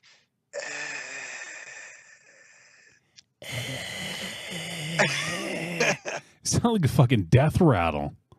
I don't mean our boy Death Rattle Aaron either. Yeah, Death Rattle Raven Shadow. There's an end game, folks. I don't mean your boy Thanos either. But yeah, it was good acting, but I still feel that, and I don't want to be armchair fucking quarterback, but like I was expecting a darker turn. I didn't get it. That's fine. I thought it might be a weird descent into madness. The cast was good. The acting was great. When I talk about runtime, I gotta be honest and say I felt my wrap it up sign was on. Like when you're engaged in something, because you're 20 minutes late for the show. Yeah. That's why you're wrapping up. You're like, I gotta do the fucking show. I gotta do the show. You gotta move. You gotta end. The move's gotta end. I was saying that. In the room. Ask Oliver. Right. But if you had watched it like a normal human being, without trying to rush through it, would you have felt the same way? Wolfie, I'm not normal. Okay, fair enough. Let me ask you something, Raven Shadow. Did you fast forward through parts of the movie just so you can get it to the end? I didn't. No. Oh. No, that checks out. All right. I didn't. I thought it was over, and fine. Asian Pedro Pascal. Pablo Pascal? Don't jump on that. I fucking corrected it. Asian Mandalorian. Poblano Pascali. Poblano. Jesus. Jonathan Papelbon. Director Kim. Yeah. I just, you know what I mean? No. Wrap it up. Yeah, wrap up this fucking verdict. Yeah. I would say it's barely a trick. All right. So, for me, is Raven Shadow right? Yeah, he's probably right. I really did. Yeah, boy. What gave it away? Raven Shadow is like, he thinks he's like betting on fucking FanDuel or something here. Yeah, boy. You gonna parlay that, Raven Shadow? I got a $5 first bet, Wolfie. We should put bets down on We should. on this. Maybe we'll do fucking our own fan duel, like pay $5, you know, like guess what someone's verdict's gonna be. Oh, I like that. A $5 buy-in for the verdict. Goddamn, pal. Oh shit. As you were, Johnny. So yeah, I mean, I really like this, and not just because I love Kim Jee-woon, but it's just such an interesting perspective to come from for this movie. Yes, we've seen movie within the movie. We've talked about several of them: Barbarian Sound Studio, Shadow the Vampire. Actually, Corny said Cobweb reminded me a lot of the film Soap Dish. I thought it was okay, but plan on rewatching it. Wow, nice. That's a pull. That's got Robert Downey Jr. in it. Yeah. And yeah. So that's a deep cut. I don't think I haven't seen Soap Dish, so I don't know. But neither have I. Wasn't that like a behind the scenes of like a soap opera? Wasn't that? Soap opera, yeah. Okay, yeah. So, but yeah, I like the perspective. I liked what the film had to say about like the art, like the artist's journey. Like it's almost like the hero's journey, but different. Right. You know, talking about the artist's journey and how the concept may or may not have actually matched the reality of what came out of it, and just the heart and the passion and the plucky spirit that goes into making cinema. You know, like I know we bust on MZ by saying you know, suffers for his art, but I mean, we saw some suffering here, and we saw fucking the director Shin suffer for his art. Yeah. Oh shit. Yeah. Oh shit. So and by the way, I love the scene where director Shin is in his office after he fucking destroys shit. I thought that was a great scene. Yeah, we didn't talk about that one. Yeah. And I thought the fire CGI was pretty well done for CGI. Like I know we bust a lot on CGI. Yeah. But it was a great fire in the hair gimmick. Yes. Yeah. Yes. Fire in the hair. Yeah, for the fucking the sensor guy. Like I think it was on fire. I don't think that was CGI. I'm surprised that guy didn't explode with all the fucking alcohol he drank. He might have been dead. But yeah, like that whole thing was great. There's just so many cool aspects to this. It's because of that, it becomes a fucking tangled web, you know, and I don't mean that in a necessarily bad way, but I feel this, it's not as easy to approach as some of his other movies. This is one that I would like to check out again sometime. And now that I know sort of how it goes, be able to sort of follow everything that happens and understand where it's going, you know. I think it would be a good rewatch candidate. But no, I really like this a lot. I don't know if it's going to end up on top 13. As of now, it is, because we haven't even done 13 movies yet. But you know, it's one of those ones that I could see if it's a strong year, it might not end up on it. But I could also see it being there somewhere. It's a fun movie. It's good, great performances. I mean, at this point, I think I gotta say that let me see, Kang Sang-ho, I believe is the actor's name. Like I gotta say, he's probably one of my favorite actors working. Like he's just good in everything, and he's really good, and he's really good as director Kim in this. So I think that guy's fucking phenomenal. So yeah, this is a good movie. It's a fucking journey, that's for sure. There's some really great stuff in it. So there you go, Cobweb. Check it out. It is available on VOD currently. All right. So next week.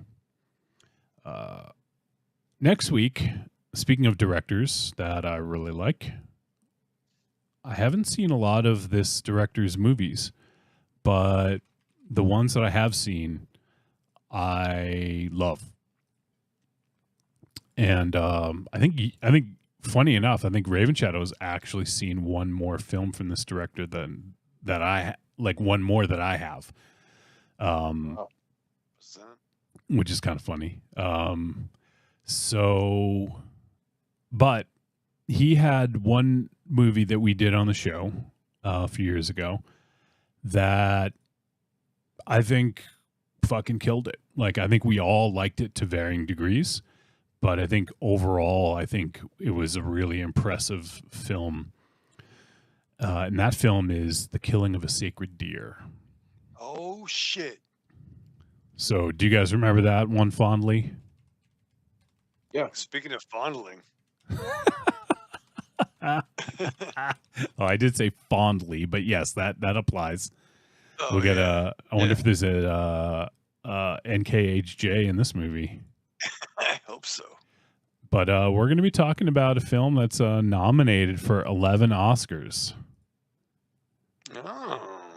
And Oh, shit. what was that?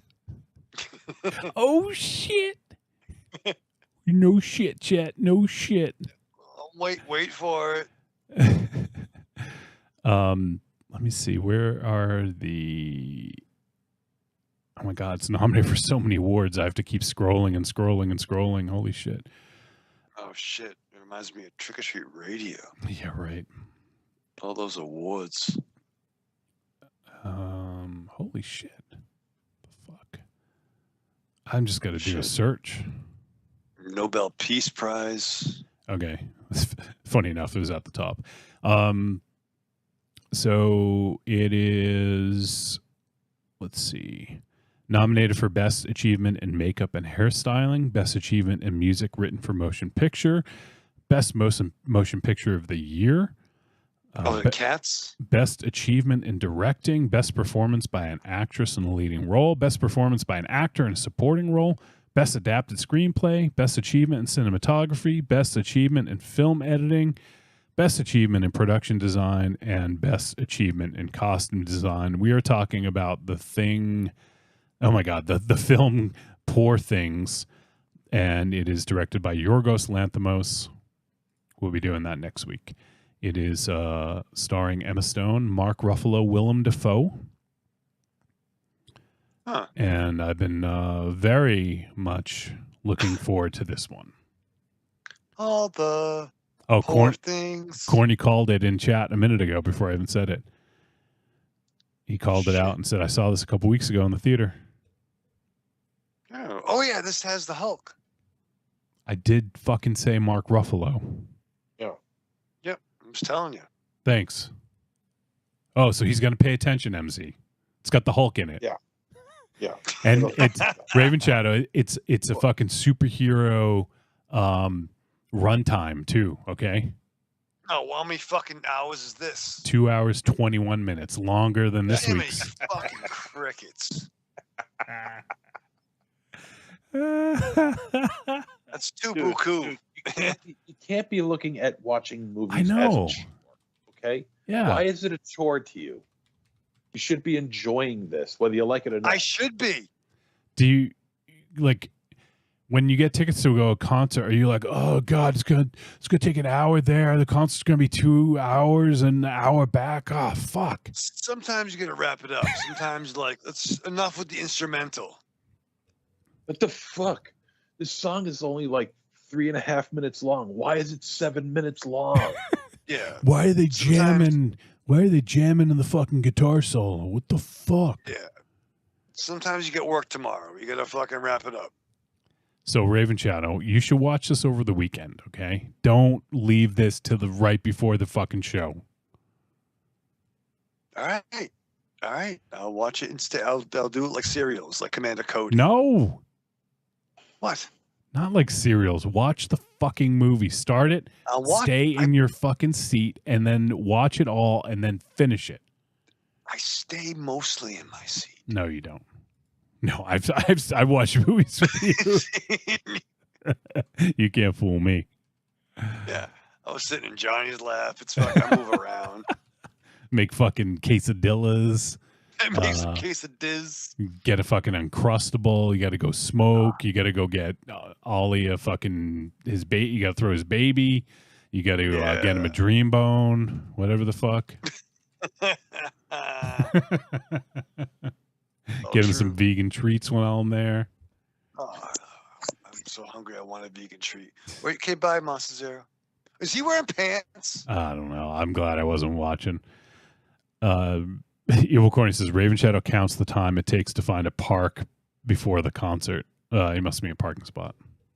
Yeah, I don't like that either. I hate parking. Parking. Scott Parkman. Parkman. Okay. Yeah. You know what? I like my house. I have a fucking driveway. I park there. Yeah, you know, got to leave the house once in a while, Raven Shadow. I know. mean, we're going to talk about something going on in Boston, too. I need your help. Is it the thing we talked about before? Yeah. Yeah, because I don't know if you heard, but I can't go. You probably could, though. Why, you're not going? No, why? You could probably go. You can't go? No, there was no ticket. The tickets were not an option after when we talked about it last time. The next day I found out that the only tickets that could be had would be like 2 rows away. Oh, that's stupid. So I don't want to go to an event without sitting with my bros. Drive up 6.5 hours each way. Oh, I thought we had a box. I thought we had. It's confusing. All right. Well, that makes me sad. Take the tea, okay? Take the fucking tea. By myself. It's not good. What, you think you're gonna fucking beat up? No, I'm not worried about that. I don't know how to look for things. My eyes aren't fixed yet. Oh God. All right. So that is that's gonna do. Yeah, that's the film discussion. We're doing Poor Things next week. Can't wait. Oh, and by the way, Poor Things drops on VOD on February 27th, and the show is going to be on the 29th. So it'll be out on Tuesday. So actually, you can't watch it this weekend. I'm sorry. I can't watch on the weekend, Wolfie. You can't unless I can find a screener, but I don't think I can get a screener for a big movie like this. God damn it. I'll try. Take Tuesday off. You better. Yeah, take Wednesday off too while you're at it. All right, we do have a voice message. Let me pull this up here. And it is from our good buddy, our good friend, Arkham Josh. Yeah, boy. You want to hear from the dude? I do. From the brother? All right, here's Arkham Josh. Discog brother. Hey, Trick or Treat Radio guys, it's Arkham Josh here. I'm just calling in, catching up on the last couple of weeks. Last week's film, Here for Blood. I hadn't heard of it. I was completely unfamiliar. Checked it out to kind of keep up with the show.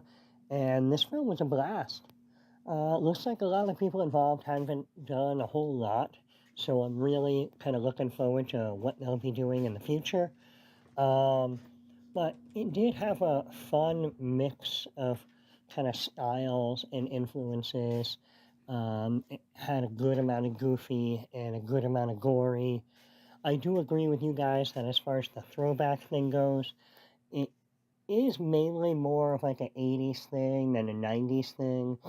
But I also do remember that in the 90s is when you really kind of started to get that proliferation of like indie filmmakers that were making and marketing their own stuff on VHS.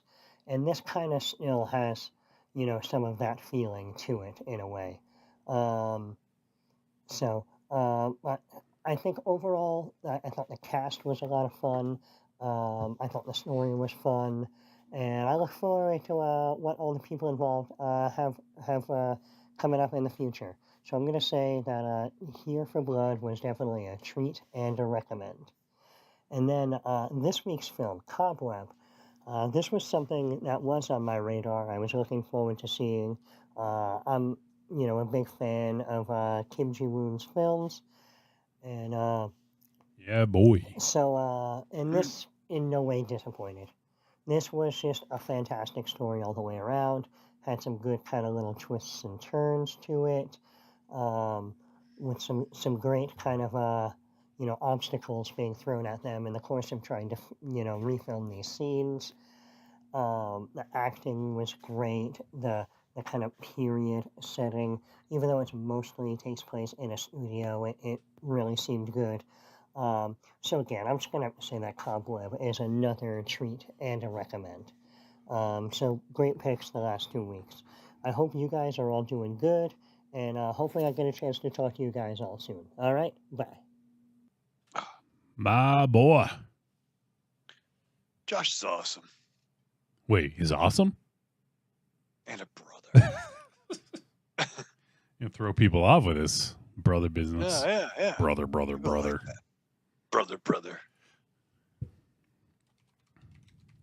Are you gonna rocket strap Josh?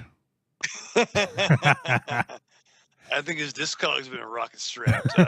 His involvement in Trick or Treat Radio. Is that where you got the brother? Brother from ENC. Yeah. But they used to say rocket strap all the time too. They used to say that. Yeah. I want to take that, but I realize I can't. That's totally gimmick infringement. Oh, that stopped you before. Yeah, well, yeah. Just now it did. Yeah, there are some rules. There's a handful of fucking rules. MZ, you missed Arkham Josh's very intelligent message. That's okay. Oh, nice. He can imagine. He can imagine how intelligent it was. It's good. Yeah. Not really. Let's see here. I'm just making sure. Okay, there's nothing on YouTube. I just wanted to make sure we didn't get any video reviews over there. Check one more time. All right. I think that is it. So let me check the chat rooms now. We got to close everything out here. And I think we got everything. So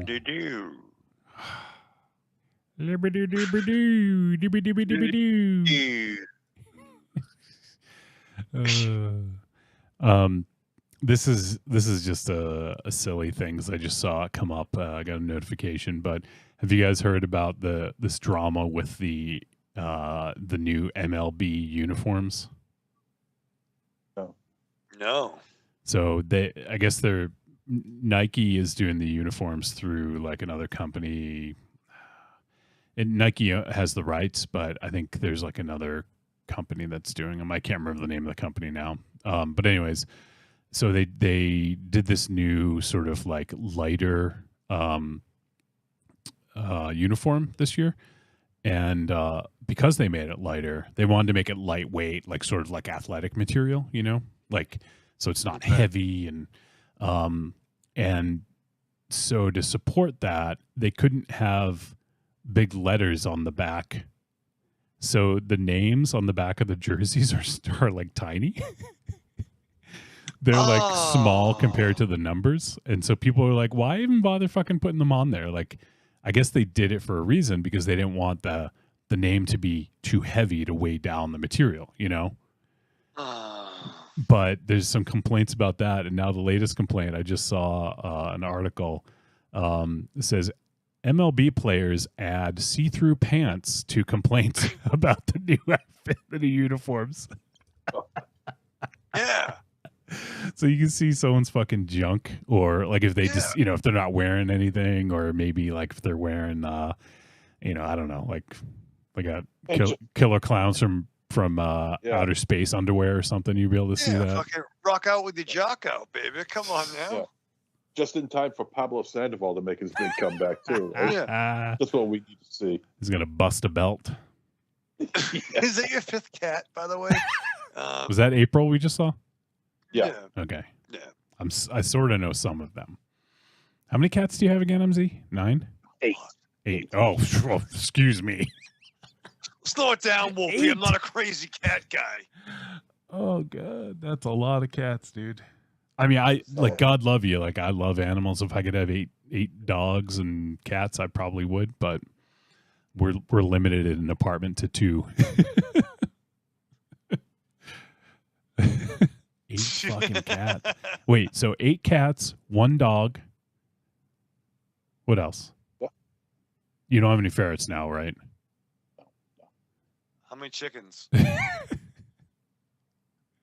3. They're all outside right now. And they're all from San Diego. Yep. Any others? Do you have any fish? Any other small animals? No. Gerbils. Nope. That's it? Just 9 animals? Jeez. Yeah. 8 cats. 8 fucking cats. Oh, man. That's crazy. This is crazy. This is crazy. This is crazy. This is crazy. I want to watch, you know what? I want to watch fucking Midnight Madness. I think when I get the show ready tonight, I'm going to fucking pop that on. Watch Dirk Blocker. Young Dirk Blocker. Fucking Young. pounding some beers for the green team. That's my new Twitter handle is Young Dirk Blocker. Instead of becoming a Hungarian tiger. Yeah, he's Young Dirk Blocker. Evil Corny has a question for you, MZ. Did MZ trade his Transformers for cats? More than meets the eye. I think I got more cats than I do Transformers right now. Megapause, rejuvenate. They're gonna fucking take over. They're gonna, if there's an attack on what's the fucking Transformer planet?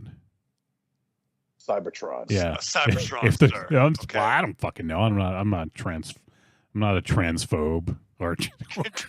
Don't be transphobic, bro.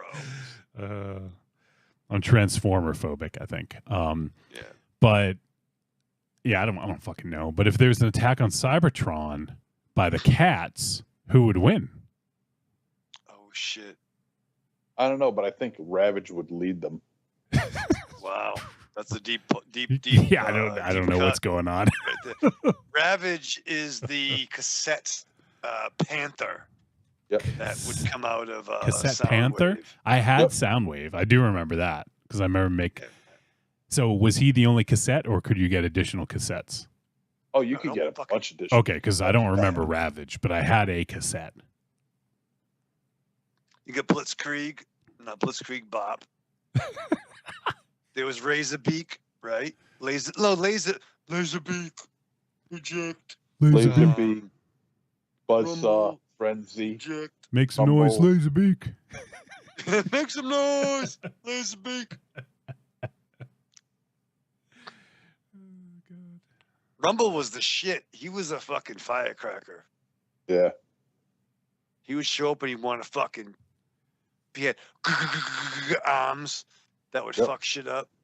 Yep. No, I'm a Soundwave, Mark. Corny posted a gif of a cat shooting fucking laser beams out of its eyes. Yeah. That's pretty much it. Yeah, that's what we'll see. The 2 best Transformers action figures were like Soundwave and Jetfire. Well, I know you got a Jetfire. I got a Jetfire too. I think I'm trying to remember. Maybe my bro had the Transformers. I remember he had Gridlock. Was that it? Gridlock? No. Not Gridlock. Grimlock. Gridlock. Grimcock. Yeah. Grimlock, yeah. Gridlock. I don't know. Yeah, See? he's good at stopping traffic. Yeah. I fought that fucking boss Trying to see Buddy Cole last week. Grimlock was the T-Rex, right? Grimlock was the T-Rex. Okay, yeah. So I remember my brother had that one for sure. And I think he had a couple GoBots, actually. You had a lot of siblings. You had to fucking... Oh, shit. All right, well, let's not get into fucking Transformers now, because MZ will fucking... He'll want to stay, even though he's fucking I was tired. waking up. Yeah, now I'm he's ready like, for oh, I'm bed. perking up. I am ready for bed. So let's close up shop. All right, Yeah. fine. All right, so that is going to do it. And we just got an email, or I just got an email, but it's my bank statement, so I'm not going to play that voicemail. Yeah, read that. Yeah, what, you guys, what are you pulling? you guys don't want to after hear. taxes, there, Wolfie. Speaking of taxes, I am fucking petrified of doing taxes because I've owed every year for the last fucking 3 or 4 years. It's fucking insane. Bro, legit. Like, what the fuck? Yeah, it's just fucking asinine. I'm gonna probably do it in the last fucking day because I don't want to fucking deal with this shit. All right, let's not get get angry after we had a mostly fun episode. So let's say goodbye. Arrivederci, douchebag. Starting with MZ. You gotta do it again. Arrivederci, douchebag. All right, Raven Shadow, go ahead. Live fast, love hard, die with your mask on. All right, that is going to do it. So we appreciate you guys tuning in, hanging out, and for Arkham Josh for sending in that very nice voice message. And next week, as we mentioned, we'll be talking about Poor Things. It'll be hitting VOD on the 27th of February. If you haven't seen it in theaters, it's still in theaters too if you want to go check it out there. So come back and join us next week and get your bets in now. Trick or treat. you could your $5 bet will legit. I guess if people wanted to do that, it would be kind of funny, I guess. But we're not going to take bets. But there you have it. So that's going to do it. That's going to wrap up the show. And nothing witty. Close your butthole, I guess, if you want. If you don't want it, that's also fine. I don't care. All right, well, it's going to do it. We'll see you guys next week.